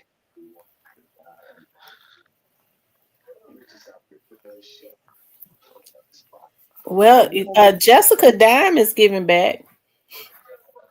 She giving back. She's doing hers next Wednesday. Shout out to Jessica Dad. Yes, Lord. Hey, Dad, I know you. Hey, Dad, this sorry, but what's going on with Pop?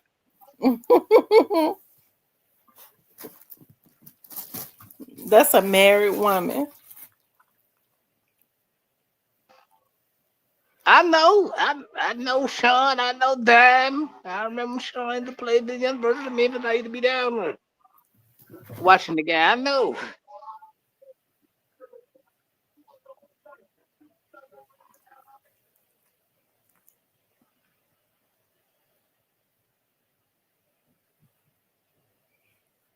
They said that's why Gotti got smoke in North Memphis because he crossed a lot of folks.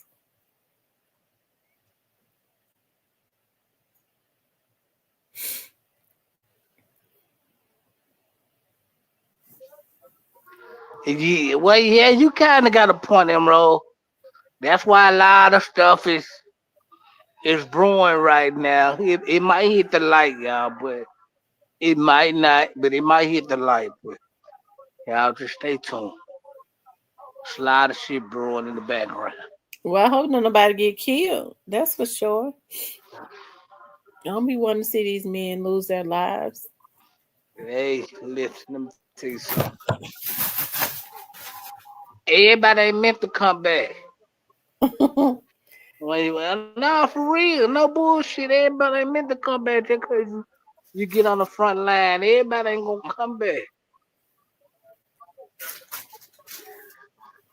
Stan G in his own lane doing his own thing. Well, Stan G ruffled some feathers when he said Zilla got slapped by a big Jill. Well, somebody must have told him. Well, I ain't gonna speak on that because I like Zed and I like Mud. And I fuck with both of them. I ain't gonna touch that. But I will. Yeah, Stan G know how to grab a headline, goddamn. I'll say that.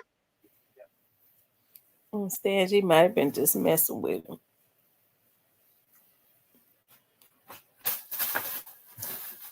The way they responded, I doubt it.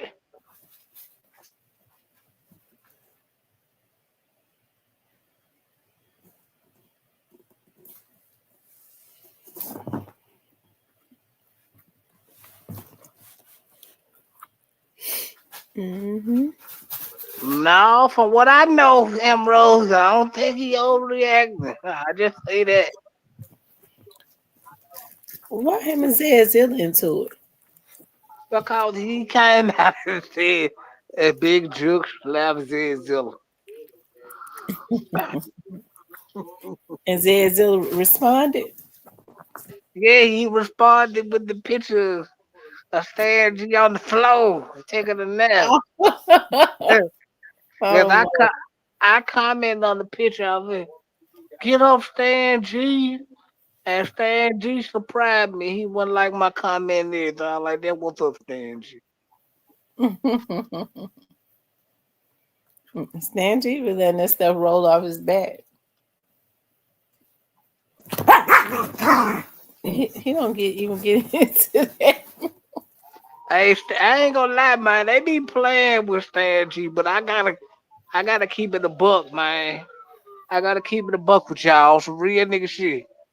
And they be playing with Stan G a lot, man. But I'm gonna keep it real, y'all. Stan G, you know a whole lot.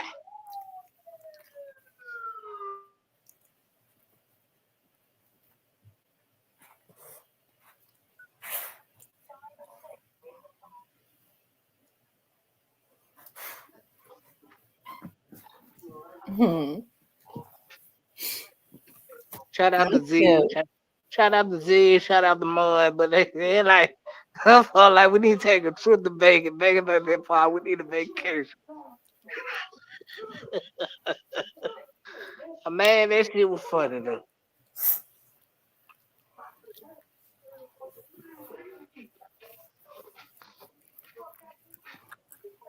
Hmm. I don't know, man. It's like that woman got some real dislike for 250 Ricky and no love. Don't know what she was talking. What did she say, Cypress? She was like no love, just it's like no love. It was just like no love. Just get on her damn nerves for some reason. What does Like 250 mean? Why he got 250 in the front of his name? What does that mean? he put $250 in the mouth. Oh, okay, that's what that means. Yeah. Oh my God, 250,000 in his mouth. Shout out to Johnny Dunn. Yeah, he put $250 Lord in the mouth. Jesus, That way he I called don't himself know what is 250. going on with these men. They putting 250 in their mouth and they got their priorities mixed up. Mm-mm. I'm put 250 in some stocks and some shares that make me a couple hundred million.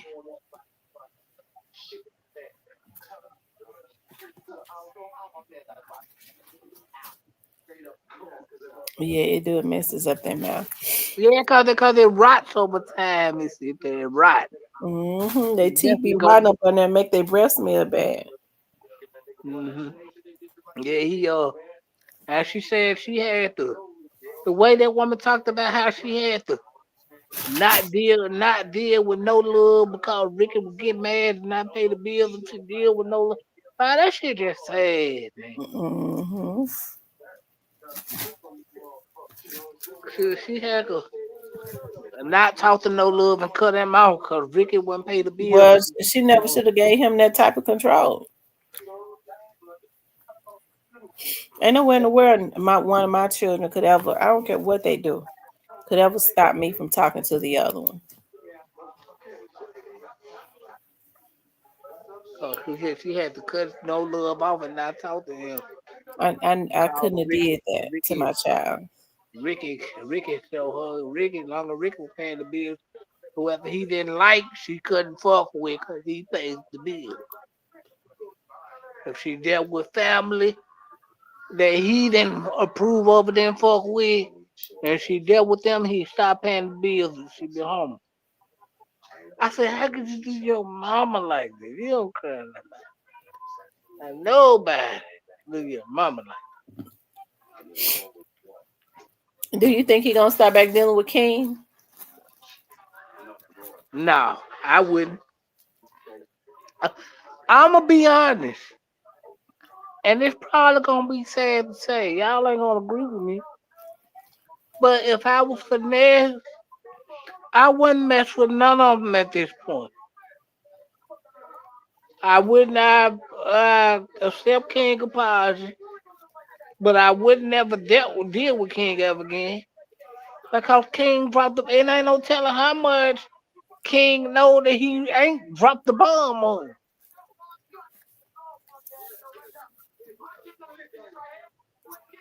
My mama, I probably would never deal with her no more in life. Cause she wouldn't be an interview. I cut all of them off. I'm finesse. I cut off. I wasn't there with my mom no more. King, he ain't never got to worry about me. No love, he can quit talking about me. I ain't never gonna fuck with him. My big brother slash sister, she know her ass to be extra. And I probably won't fuck with my mama no more because she was in the interview. I mean, all I can do is wish them well and hope they make it in. And I never need me for nothing. But Mm. them three, I probably wouldn't never fuck with again in life. I'll tell you. Anyways, I gotta get off of here because I got an assignment to turn in at 11:59. So I'm gonna get off of here so I can have an hour and a half, I guess. Good night, y'all. I'm finna go sleep myself because I'm on one tonight. But I'm out of here. I'm Mm. finna go Thank sleep you for myself. coming up, Cypress. I No appreciate problem. everybody turning in. I stayed on longer than I was supposed to. I got to hurry up and do this assignment now so I can go to sleep. Listen, I appreciate you all tuning in. Make sure you guys please like, share, and subscribe. If you want to support the channel, you can hit up the Cash App or the Super Thanks. Make sure you subscribe and make sure you hit the like button. Hit the Dear God, I like just button. thank you for everyone that was on this live. God, I ask that you watch over us as we sleep tonight, us and our families. I ask that you watch over our properties, all those that has to go to work tomorrow. I ask that you go before each and every one of us. For those of you all that have difficult supervisors, I ask that you um, go before them and touch the heart of the king to turn their hearts. I ask that you make the highways and the byways safe for each and every one of us to travel as we travel to and fro. No weapon formed against any of us shall prosper or our families. Any lying tongue, any evil people that try to rise up against us will be condemned. Any spells spoken out, any curses spoken out, any evil thoughts, any evil plans spoken out against us while we was on this live, we reverse the curse and send it back to the sender and may it manifest in their very own lives in less than 30 days. Dear God, I just ask that you touch Young Daw's family and give them strength where they may be weak. I ask that you allow your spirit to reign over the city of Memphis and change the hearts and the minds of the people in the mighty name of Jesus. This is a blessed city, God. I ask that you send the glory cloud back over this city and touch the people. You can do it, God. I trust and believe. In Jesus' name we pray. Amen. You All left right, something out. You left y'all be something out. good. I pray. You I pray that you all. I pray as you sleep tonight that the Spirit of God comes and whispers in your ear, revealing the mysteries of His words and of His bodies. And if you don't have direction, I pray that He whispers direction in your ear, so that you can get on your path. Because we're all here on the journey. Amen. I Amen. love you all. I'll talk with you later. Good night, y'all.